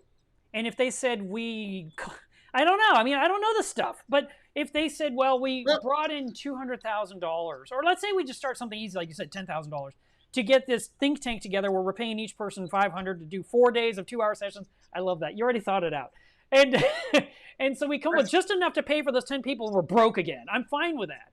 But that could be the starting point. And the thing is, they would know the money went to the think tank. It wasn't like it went so that Mark could get himself a peppermint angelfish or whatever, people like to say. It's literally, here's the document of, we brought in this, and this is what was spent, and we're broke again, or we still have $1,000 left, thank God. We can still, pay for the website. But, if we can somehow quash that they're using the money for themselves attitude and let them see the money's being used to do this, this, and this, so they can see some tangible results. You can just make it transparent, right? Yes. You just make it transparent. And I think, I think people should be paid for their time, right? So I think people on the tank, people who are donating their time in any way should be paid. So if you are doing work, organizational work, I think you should get an hourly wage for that. Now, and I think that should be built into the organization. You can refuse that wage and send that back into the company if you want to. Yeah. But I think if these groups are going to persist through time, and maybe this one doesn't need to, they should be set up in a way that's sustainable. Hobby reef clubs, I always think the BOD should be paid, and I always get told the BOD shouldn't be paid. Yeah. And I say the person who's doing, the treasurer should absolutely get paid because that's real work, and the webmaster should get paid. And people don't want to do that, but I think that's how you keep it, because now the webmaster goes, oh, you know what? I'm going to go to a game. I'm not going to. It's like, no, you're paid to do this for 5 hours a week. Exactly. You're paid. You're not a volunteer. Exactly. And so I think that's how you make organizations go through time. And I love the idea of going, anything over, if you're doing all the legwork, if you want to pay that back, that's fine. But I think if you're transparent about it, because you can go, I've got to spend 15 hours a week doing this. Yeah. You guys, you can understand that I should get paid. And then they go, but you're getting paid $20 an hour. And it's like, $20 an hour. Right. That's exactly right. But that's too much. Well, I'm sorry you think that. That's what we decided to pay me. Yeah. Well, I was about to say, I wouldn't want to do the lawyer's rate, where they get like $800 for 10 minutes. Yeah. That's insanity, right? And we're always grumbling about that when we hear like, what? How can that be? And if you call one question, it's on the bill. Talk to you on the phone for 3 minutes. Yeah. It was like, ah! But it's a tough deal, right? It is, because people have been ripped off. People are always getting ripped off, and they want to make sure they're not being ripped off. Yep, I agree. Transparency is a way to head that off. Yeah. Like that was a problem with the Mac. It was like, the leader of the Mac was getting paid $100,000 or something. And it's like, but it's like, but in my opinion, that's a hard freaking job. That's a hard job. Well, that person is working 90 hours a week because it's the kind of job that never ends. That person has to travel all the time. And yes, that person gets a new computer. And yes, that person's flying to Manila 20 times a year. Yeah, put them in business or first class. That is grueling and horrible and hard to do. Did you say grueling is horrible? Grueling. Oh, grueling. Grueling is hard to do. just make it transparent. Yeah. Yeah. Yeah. If I were to consider a job doing any of the things we've talked about, it's like, no, you got to pay me. Yeah. Because I know the fight I'm in for. Yeah. And you see, for me, I'm thinking, no, I'll just take care of it. Because that's who I am. I have a job. I make money. But if you are passionate, I think the scale of a think tank Yeah. is totally doable as a Yeah. volunteer effort. Yeah. Totally doable as a volunteer Right. effort. And if you got juice for it, you could. It's discreet. We know how big it is. We know how long it's going to take, and we know Yeah. what the outcome is, and we see the future. A Yeah. thing like a certification program is a whole That's true. crazy different bird. That's So true. you're not gonna. I'm not gonna yell at you if you decide you're doing it as a volunteer effort, which is totally awesome. And then we would laud you to the skies No, no, yearly. it's not that. It's just I feel like you're probably right. There has to be money involved, even for. I mean, you just can't have volunteers on this thing at that point. You just can't. You can Because volunteer to yeah, run it yeah. and make it happen, and then everybody else under you should get paid. Now, Mhm. and like I say, if you get a webmaster, I don't like webmaster, a web czar, Developer. a developer who wants to donate their time to do it, which I will guarantee you there's a million that will, not a Mhm. million, but there's a bunch of reefers who Yeah. would want to support this. Yeah. That's great, but have the rate set up if you're going to Yeah. do this above book, just so Right. that money. If you're doing it as an NPO, Yeah. if you're doing it as Mark wants this to happen, it's a totally different thing. Mark wants us to happen.com. Done. That's great. Done. That's great. I think I have fragpride.com if you want to use You have that. what? Fragpride.org. Brag. Are you posting on Reef to Reef? No, I'm not. I used to collect domains that were funny. Yeah, that's funny. And I just something that I was thinking about going back to the I don't want to derail the collect to order idea. Yeah. Mm-hmm. Yes, that would absolutely change the status quo for LFS, right? Yeah. But why not have the LFS be the nexus point for it, right? You want to order something? Talk to me at the LFS, and we'll get it ordered for you. Right. Yeah, I have no problem with that. I'm not trying to circumvent the system in that regard, but I love the trailing it across the planet, the little dotted line that shows where it started, and it's this side of the island in Morea. Here's a picture of where we collected it. I would love that. They collected it. They took a picture before they lifted it. Right in this Bonnie. Here, the net is still up. Here's a picture of the fish. And there's your name with your request on a little tile. On the collection jar. Yeah. Oh, that's it. You pre-order it. They make the tile that has your name on it. They put it by the coral, and the tile stays with the coral for the whole trip. Sure. Done. Or you can use those Apple tiles that actually give you GPS locations. You can find my frag. Findmyfrag.org. Findmyfrag.org. And all that costs money. I think that's good. I know those tiles are like $100. Yeah. Let me tell you another idea I had when the internet came into play and brick and mortar stores were screaming that it was the end of the world. Remember that? Yeah, I do. Remember that? Yeah. Online sales, right? Yeah. And it did change everything. I thought if I were running a store, I would tweak my inventory of dry goods to not try to be the supermarket that have everything. Yes. And I would work with an online seller, whoever that was, to have a kiosk in my store that if somebody wanted something I didn't have, we'd order it right then from the online person. I would get a taste of it, and they would get it. I would be affiliate, and they would get it shipped to their door, and it would arrive in 2 days. Yeah, that's kind of a neat idea. I like that. Ooh, put that on the list. You know, I have not got anybody to think that that's a good idea. I think it's a cool idea.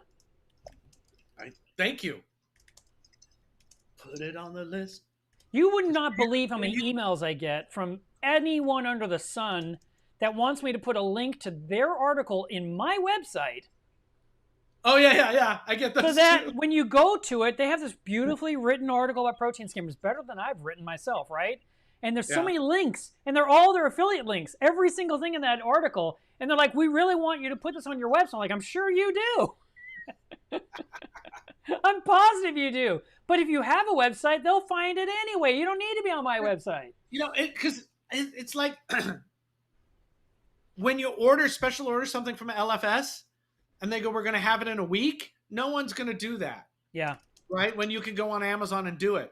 But if they go, here, we'll do it now, and it'll show up at your house. You don't have to come back here. Yeah. I love that. You know why I love that? Because that does change things. That does change. Think about this. Central Pet's gonna be pissed. Stop cutting me off.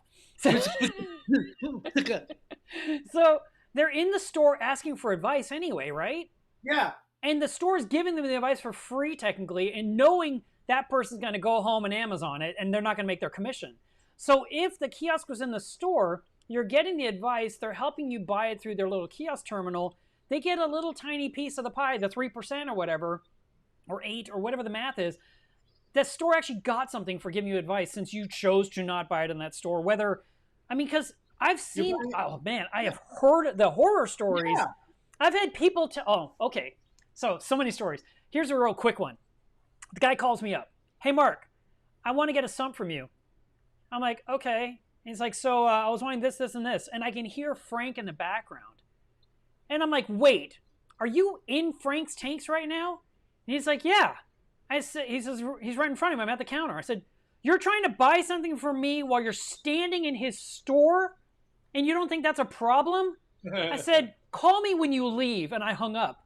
And the guy took his phone, and Frank told me about this afterwards. He says, I just got yelled at. And Frank's like, what's up? And he's like, well, yeah, I called him about the sump. And Frank says, I cannot tell you how much I appreciate that you did that, Mark. Because Frank sells sumps. I mean, he can get you a trigger sump or whatever, And to discuss it in front of him in his own place of business is insane. Crazy.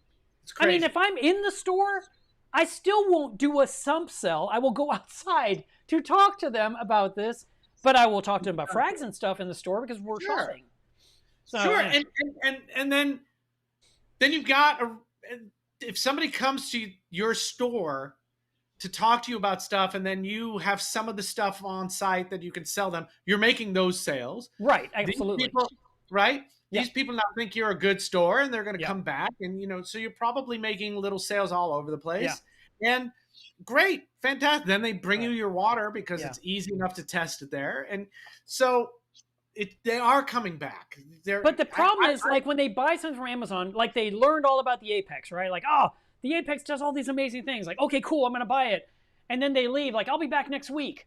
And then they buy it from Amazon, or they buy it from Mealer's Reef, or wherever they buy it, right? And then they go to the store and say, help me set it up. And the store's like, I thought you were going to buy it from me this week. You told me you're coming back. And it's so offensive. And I'm like, don't go to the store asking for help with something you bought online. But with your kiosk system, if I went to the kiosk in Frank's Tanks and I said, I want to order the Apex, and it's going to ship to my door, then if I come back with an Apex question, it was part of the equation because he got his commission. He got his little piece.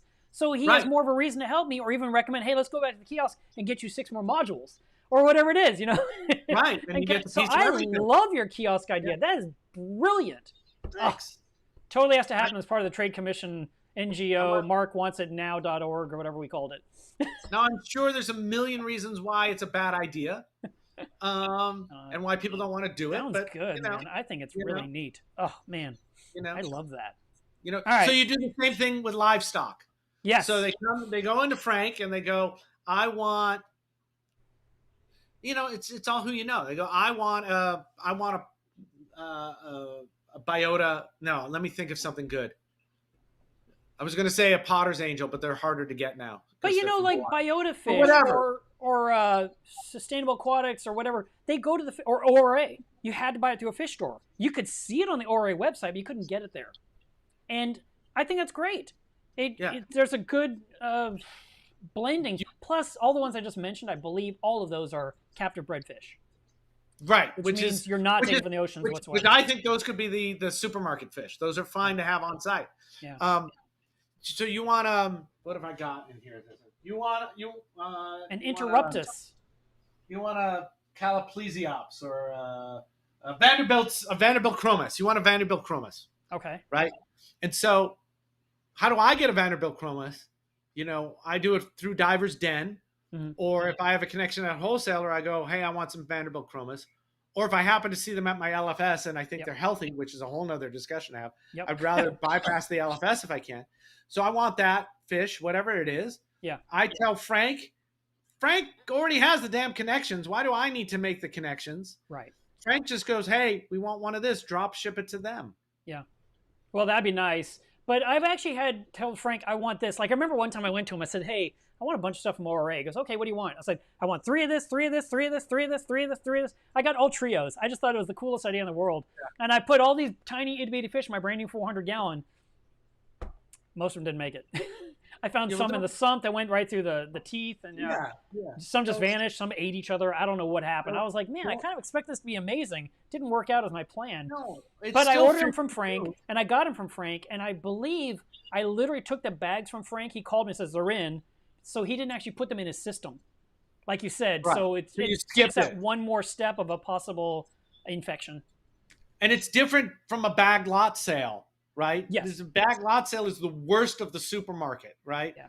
So, it's they get whatever they can and then they put it up for sale. I've got no problem with going, I would like these fish, order them for me, let me know when they come in, I'll come and get them. Yep. No, I agree. So, okay, cool. Well, that's kind of our big topic. That was really long. Guys, I hope I didn't bore you to tears. I just feel like we have to do something, and I feel like everyone watching should be thinking and maybe supplying ideas as well.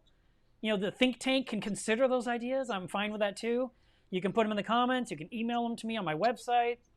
All right, let me do a quick, how Rich always has a quick break during his thing so he can, promote something.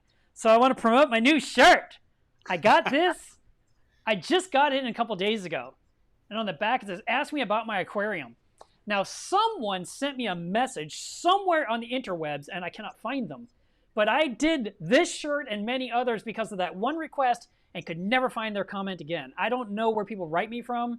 I get stuff from Instagram, YouTube, Facebook Business, personal, text, voicemail. I have so many. It's horrible. It's really bad. I need it all to go to one spot, seriously, because it's insane. And then, on top of that, Messenger and Instagram have something called vanish mode. Have you heard of this, Rich? Yes. So you're like reading messages, and then you scroll up really quick, and it goes vanish mode. And you're like, no, turn on vanish mode because I don't know what that does. Well, like Google does. Like, what the hell is vanish mode? So vanish mode, according to the great brains at Facebook, you see something and you want to tell your friend something funny, but you don't want to be part of the conversation for the rest of your life because maybe it's inappropriate.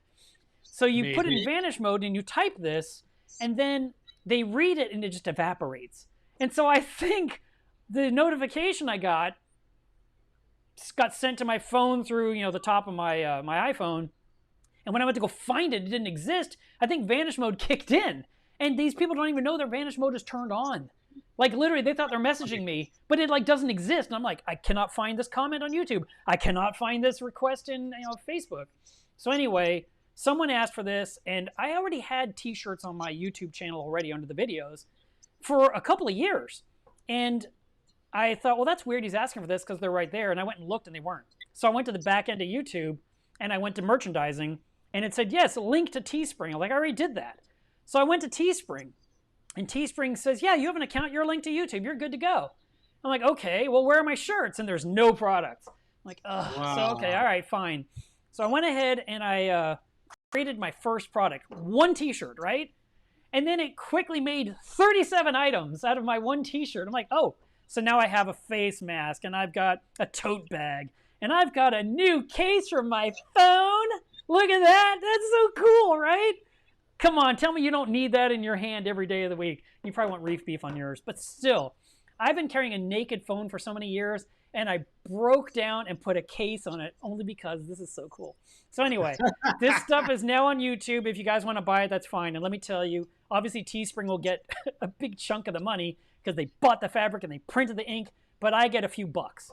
And what I set up a couple of years ago, I set it up and forgot it. And out of all that time, at Macna, there was a guy walking around with a huge black shirt. It was like a tent. It was ginormous. And it said, Mila's Reef. And I'm like, I got to go say hi to this guy.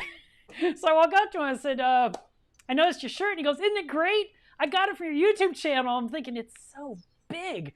And he said, I know it's a little large, but you know what? I love it. And I was like, okay. So I thought he was the only guy that bought a shirt, right? But according to Teespring, I sold like 13 items or something and made like 176 bucks. But the money's been sitting there like the whole time. They never said, come get your money. It's just like fake money, like Bitcoin, right? So I'm like, all right, well, they said when you've created the new products, it says you should send yourself a couple samples to tell your audience so they can buy it. I'm like, all right, I'll pick out a shirt in the cell phone case, see if it's any good. And then it says, please pay. I'm like, pay? And the reason I say pay is because there's a credit of $176. Why wouldn't you just take it out of that? So I had to break out the credit card to buy these, and I still had to figure out how to get my $176. But I think I'm going to put that money in the NGO plan. I think that's what I'm going to do, because maybe that's what I can do is all the money coming in from t-shirts and stuff could kind of start off this whole little idea of a think tank. And if a few people buy shirts or whatever, it kind of gets us one notch closer, and somebody gets something tangible out of the deal too. So anyway, it's a very nice shirt. I kind of picked one size, like there was different styles, like basic t-shirt. I was like, no, I don't want that. And then there was something else, and there was like form fitting. I was like, no, that's not good. I got a belly. So I found something on there. I don't remember what it was called. I had this little tag sitting here, but I've lost it. Yeah. If this was my show, I could tell you what it was. But I just know that it feels really nice, and it looks good. And if you guys say, well, we want something different on the back, I can go in and edit all that stuff too.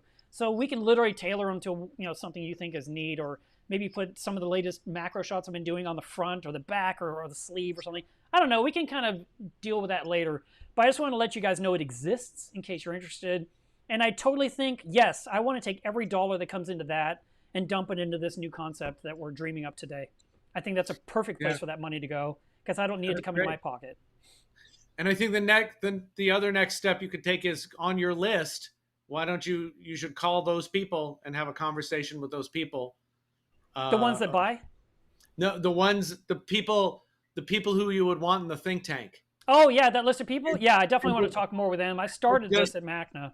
And then just bounce that off of them and see what they have to say and who they have to recommend. Yes, exactly. Because I feel like there's probably names they know that I had never even thought of or heard of. Sure. Because everyone knows everyone, You may not use any of them, but get their buy-in early.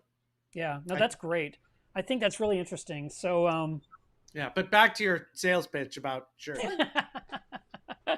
No, I love the idea of actually using that money towards something logical, because people always think, oh, they whatever. I don't know what they think. They usually think negative stuff. So I'm going to do that because there's no reason not to.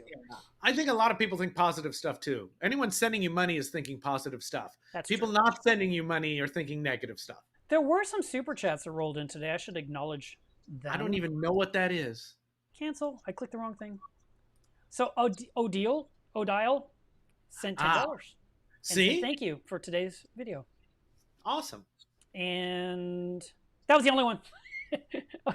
You get the credit for being the best of everyone today. No, I'm kidding. No, thank you very much for doing that. That was really nice. All right, let's answer some questions and see what happens here. So what I'm going to do, guys, if you didn't already do it, do @MeLovesReef or do @Rich, so that way we can bring your questions up on the screen, because I do a filter because there's so much chatter in here I can't find things. All right. Well, we're going to start off with commentary about reef beef, apparently. So Insane Reefer said, I saw you on Reef Beef and you had me cracking up with the Graham crackers. LOL. Graham. Greyhound. God. And she won't change the name. She actually wants to come on your show. And I totally want her to do it. I want her to go on there for an hour defending her decision. I would love to have her on the show. Kayla, you have been invited. Also, Insane Reefer asked, where is Ben? I don't know. Rich, where did you put Ben? Ben's Ben's breaking something up today. I don't know. He's at baseball games with his kids today. Oh, okay. Although I think we're going to try to record tonight. What? Because we took last week off because of Macna, and my dad's having some health issues, so this week was hard to try to make anything happen. Yeah. But we talked earlier today, and he's at games with his kids because he's got like 50 kids. Yeah. And then so we're going to try to record tonight. That's where Ben is. So that way you can release it. And he does the editing? Right, you don't do the editing? Snowman does the editing. Who's Snowman?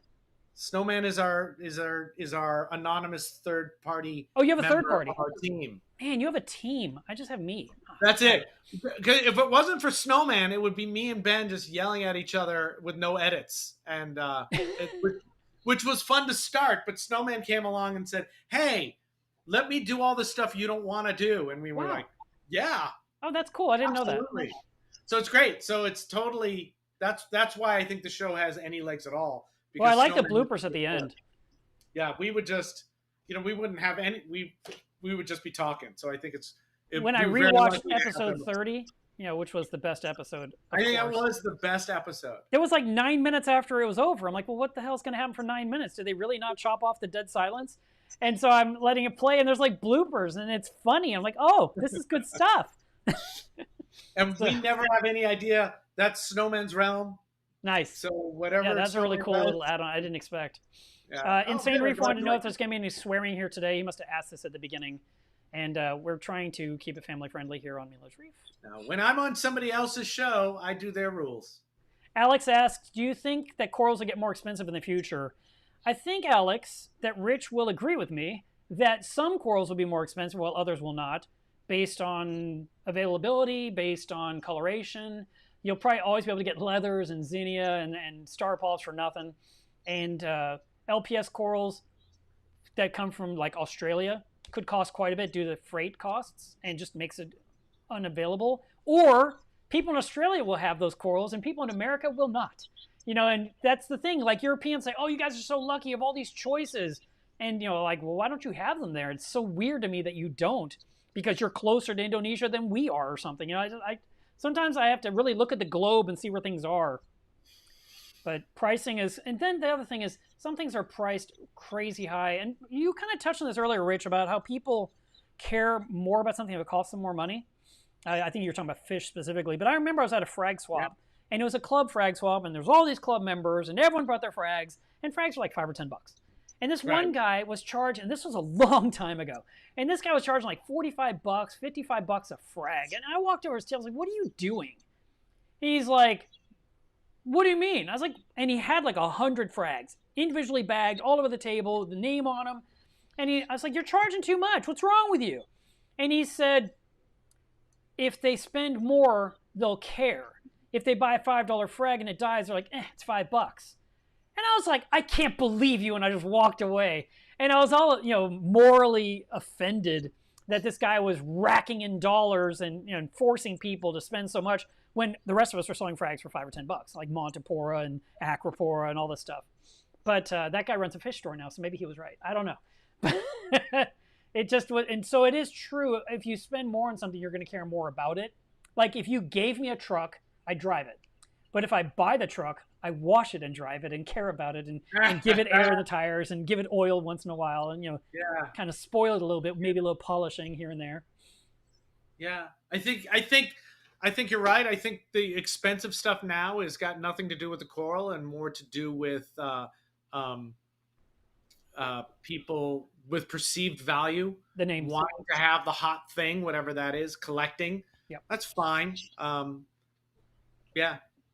And I also think you were talking about the hobby being, I think the gearhead part of the hobby is a cool part of the hobby. I think it's funny, though, when it forgets about the livestock part of the hobby. Yeah. Yeah, and that's the thing. You kind of want to say something about equipment earlier. Do you want to get into that? That was it. That was it. Just, I think that's an interesting discussion, but I think we're tired and we should okay. questions. Insane Reefer asked another question, or actually he made a statement. He said, tell Richard I live paycheck to paycheck and still have a reef tank that costs me over $14,000. It's a matter of how passionate you are, and I would never go back to freshwater. Ah! Absolutely. That's fantastic. If something if a hobby is important to somebody and they love it so much, they'll find a way to make it work. I think that's great. Eric says, and he asked me, but I'm going to point it to you. Any suggestions to get rid of vermitid snails? I have a lot of them. Anything that eats them, any chemical for eliminating them? Thank you.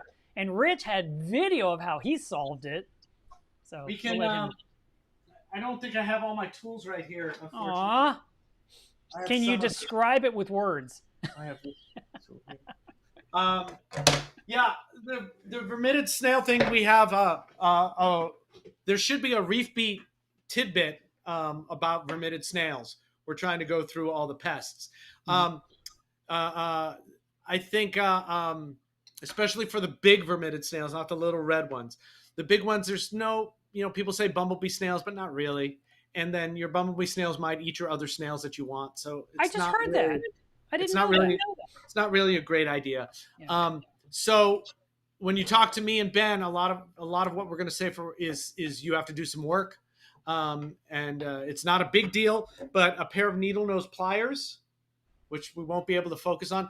I have 3 or 4 different kinds that with different lengths and different angles, and we're also experimenting with some 3D printed ones. Mm-hmm. How cool is it that this is what came off the printer bed and it works? It looks too big. That's what she said. Yeah, these were one of the tests. These don't quite have the leverage to break them. In the other room is where I have all the tools. So I would go through, get a good pair of needle nose pliers. If you look at the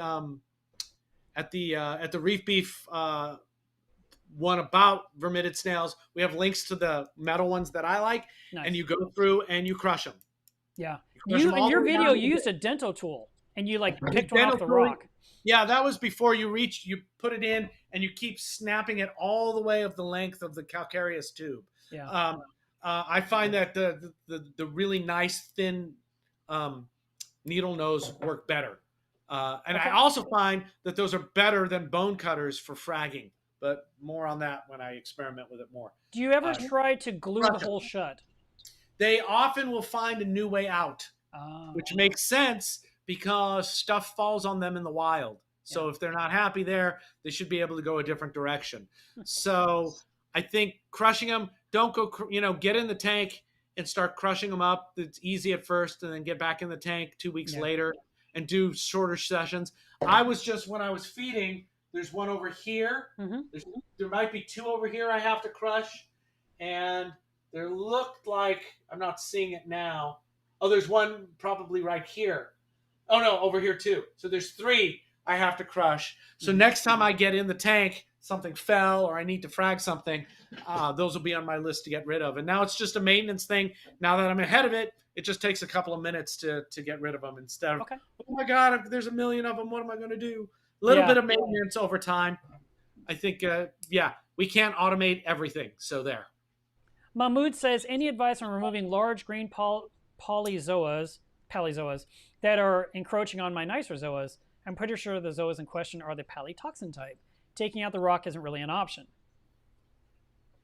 Well, what would That's you say? That's going to be harder. Basically, I have handled all kinds of zoas, and I'm not a zoa collector. I mean, some guys, literally, that's all they sell, and they handle them every single day. So in comparison, I am a newbie when it comes to handling them to a person like Josh Pork Sandwich, who has 1 billion of these things every day. But I have reached into my tank and removed things from the tank by pulling them off the rocks or scraping off the rock. And I wash my hands. I make sure nothing gets in my eyes or my face. I'm aware. I also run carbon, but there is a chance that something could even get into your bloodstream. It can get into your skin. So you could try wearing rubber gloves, but it can affect the skin on your arm because your arm's in the tank. So there is some risk, and you may have a problem, but you may not. And if you're only doing it once or twice in your life, you're probably fine. If you're doing this every single week, it's a whole other thing where you have to wear, some kind of a crazy prophylactic suit to protect you. But if you can't move the rock, then I would be gently trying to pry them off from the base with some kind of, again, I really like using dental tools in the tank because I can get under it. You can use needle nose, but again, you're going to like break off the stalk and leave the meat behind. I want to get the tissue off the rock and pull the mat. My favorite way to deal with them is to inject them with 10% muriatic acid. Just each polyp?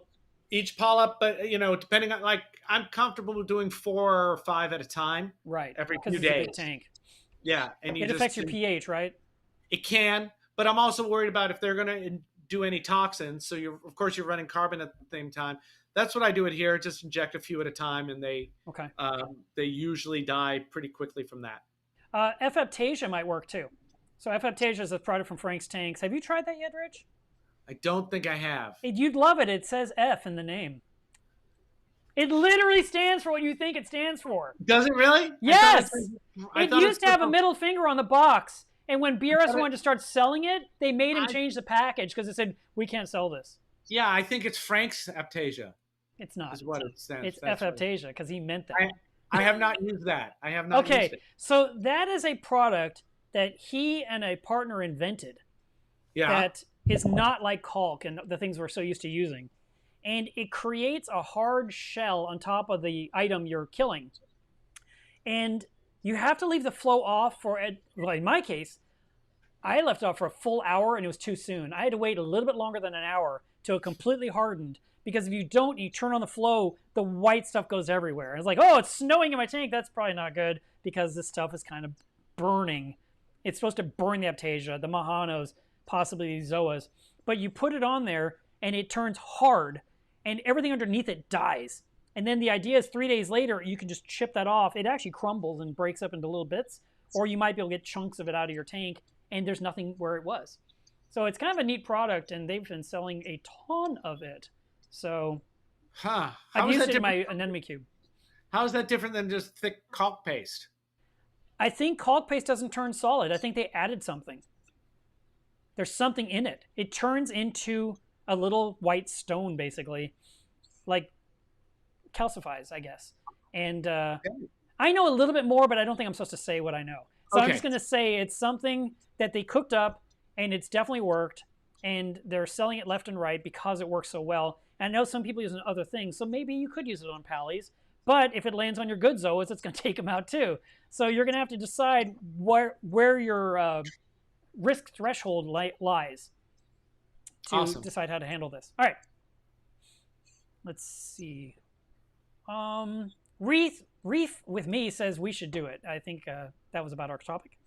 Excellent. And then Waterhouse Jason says look into SCCA. This is the type of organization template you are talking about. Okay. Great. Thank you. Let me put that in my notes because I'm going to forget it as soon as I hang up. SCCA ? All right. Insane Reefer said I did my potassium test today. Did you do yours today, Rich? No. I'm all about potassium these days. No. He says it was 410 with a Salifert test kit. Works great. That's like the 5th person that told me the Salifert kit is the one to use. All right. No, but I do have ATI. The ICP. They arrived on Friday, so okay. I'll do them. I'll send them out on Monday. So, Rich, I heard that you're not really big on ICP testing. So, was there one brand that offended you, and so now they're all bad, or is it multiple ones were bad, or are you just skeptical because your name is Rich Ross, or what's happening here with ICP? My good friend Chris Maupin, his job is to work with those machines. And when they first started getting used for the hobby, they're used in ways that are not how those machines are used normally. And there were questions about process. There were questions about limits of detection. There was a lot of questions. Yeah. And so we sent a sample, a certified sample, to see how the results would match up. What's a certified sample? There's companies that make certified samples of seawater. Oh, like a standard. Okay. A standard, yeah. Okay, got it. So we're testing the standard to see if it was true. Right. Oh, so we did that, and we wrote a thing about it, and there's some good things and some bad things, and there's still questions because if it was as reliable as some companies seem to make it, it would change oceanography forever, right? Mm-hmm. Because it's fast and it's inexpensive. Yeah. And it does everything at once. So, and it hasn't seemed to change oceanography forever. So that makes me squint. That's and you were using ATI, and then at Macna, Jake did ICP analysis. That's what I meant. ICP analysis. I'm sorry. And so I saw Jake and Steve. Is that his name? That presentation was so interesting. And as that presentation, and I started texting Jake, going, "Hey, because Steve is saying all the things that the other companies. I haven't looked into it in 3 or 4 or 5 years, but he's saying all the things that make me go, he's thinking about it in the right way. He knows what the limitations are. Yeah. He one of the things he said, the first thing he said that made me go, oh, really? He's like, oh yeah, every 10 samples we run calibration standards. I know. I was like, I'm so happy to hear that. That was one of the main things. It was like, we don't know how these are being calibrated, and they have to be calibrated all the time. Yeah. So, and then he said several other things like that. So, And you bought the super kit. You didn't get the regular OES. You got something else. yeah, I don't think they do the OES kit anymore. I think they're only doing the mass Oh, spec they're kit. switching it. Okay. Okay. I couldn't find it, and so even without, just because he was saying the right things, Yeah. I'm trusting him more, and Okay. so I want to see how it goes. You're gonna send And in a standard, or you're gonna send your reef? I'm just gonna send my reef. Okay. Cool. I don't, sending in a standard costs money, I know. right? So it's like, how many times am I going to send $200? And then there was a whole argument. It was very funny. These standards are fixed with like 2% nitric acid, Okay. right? And so one of the Yes. Right. Absolutely. one Totally of the behind that. I don't even know what that one, is. one of the arguments against our test was that we sent them acid, and it's like, it was kind of like, oh, but you clearly don't understand how this actually works, because Science. it's fine if you're vaporizing the whole thing. This is industry standard, and this is not. Maybe the acid explodes in their glass vial and messes up the whole test. That was one of the funniest things. And since we've talked about it more and a little bit more mellow, but they were like, I can't believe you sent acid through the mail. And I was like, look, man, we didn't send acid through the mail. We said a solution that was 2% acid. If you look at MSDS, you shouldn't be sending salt water through the mail either. It is a corrosive. And it's not like if you have 100 liters of salt of something that's 2%, it's not like 2 liters of acid are going to jump out and kill you. It's diluted. So it was a very interesting time. Speaking of people being very mad at you for trying to do something.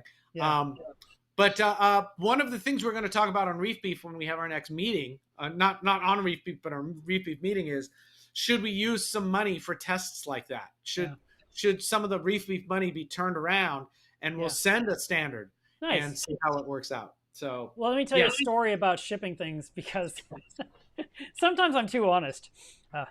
Big shock, right? So I go to FedEx. I've got my big box, and I'm like, hey, so this has a battery in it. Do you want to put that little battery sticker on the side? Oh, God. And they're like, what kind of battery? And I was like, I don't know. It's a battery. It keeps the pump running on an aquarium if there's a power outage. Was it lithium ion? I was like, no, it's like a motorcycle battery. Like, we can't take that. And I'm like, what? And I'm just like, why did I say anything, right? So I said, hey, you know what? I'm wrong. That's not what's in the box. Here you go. And the guy just looks at me, and I'm like, fine. So I take my box. And he says, you got to take it to the other part of town and drop it off with them because it's toxic and we can't receive this. And I'm like, number one, this strip mall where that FedEx is next to Batteries Plus. You telling me they're not shipping anything through FedEx and UPS every day? But anyway, but there is, because I have an electric foil board, that battery comes through special shipping of FedEx. Well, yeah. But the point is, I was shipping it ground. It wasn't going on an airplane. It's ground. It's going on a truck. It doesn't make a difference. It's 1,000 boxes. So anyway, I drive all the way to the other side of town. It was 30 minutes. They said they close at 8. This guy had to have this battery backup for his Vortec. And I drive 30 minutes there, and when I pull up, I get out, I take my box, I walk in, and go, here you go, and I walk out. Perfect. I didn't say anything. And I was like, and I had to drive back. I spent an hour on the road for one customer to get him his battery backup. Unpaid volunteer labor. Ugh. Should have charged him. Thank God the NGO's for me. I'm going to make money. Yeah. Ching. Ching. Buy a shirt, y'all. No, anyway, that was just frustrating. I just couldn't believe it. And I think I asked Ecotech, when you ship your batteries to all the stores, do you put the battery? Like, no. I'm like, okay. So it's just kind of, you stay quiet. You just don't say what's in the box. Got it. My bad. All right. Andrea volunteered. I'm down for clerical back-end organization. You know where to find me. She's one of our moderators in Club Mueller's Reef. Thank you so much, Andrea. That's awesome. Perfect. Fantastic. Put you on my list here of people. I'm going to type it right now so I don't forget. That's awesome. She's so nice. And then Saf1 says, create a donation bucket, GoFundMe, whatever to kickstart your tank, and I'll throw in $100. Rich knows how to reach me as I'm not always on social media. Rich, who's Saf1? He's a guy named Scott. You might know him from old Reef Central days. He's a good guy. Wow. we have similar outlook in things. So yeah, and he's there's $100 already now to your project. Jason Langer says, Rich, wasn't Sylvia Earle a scientist and collector for the public aquariums? She did amazing work.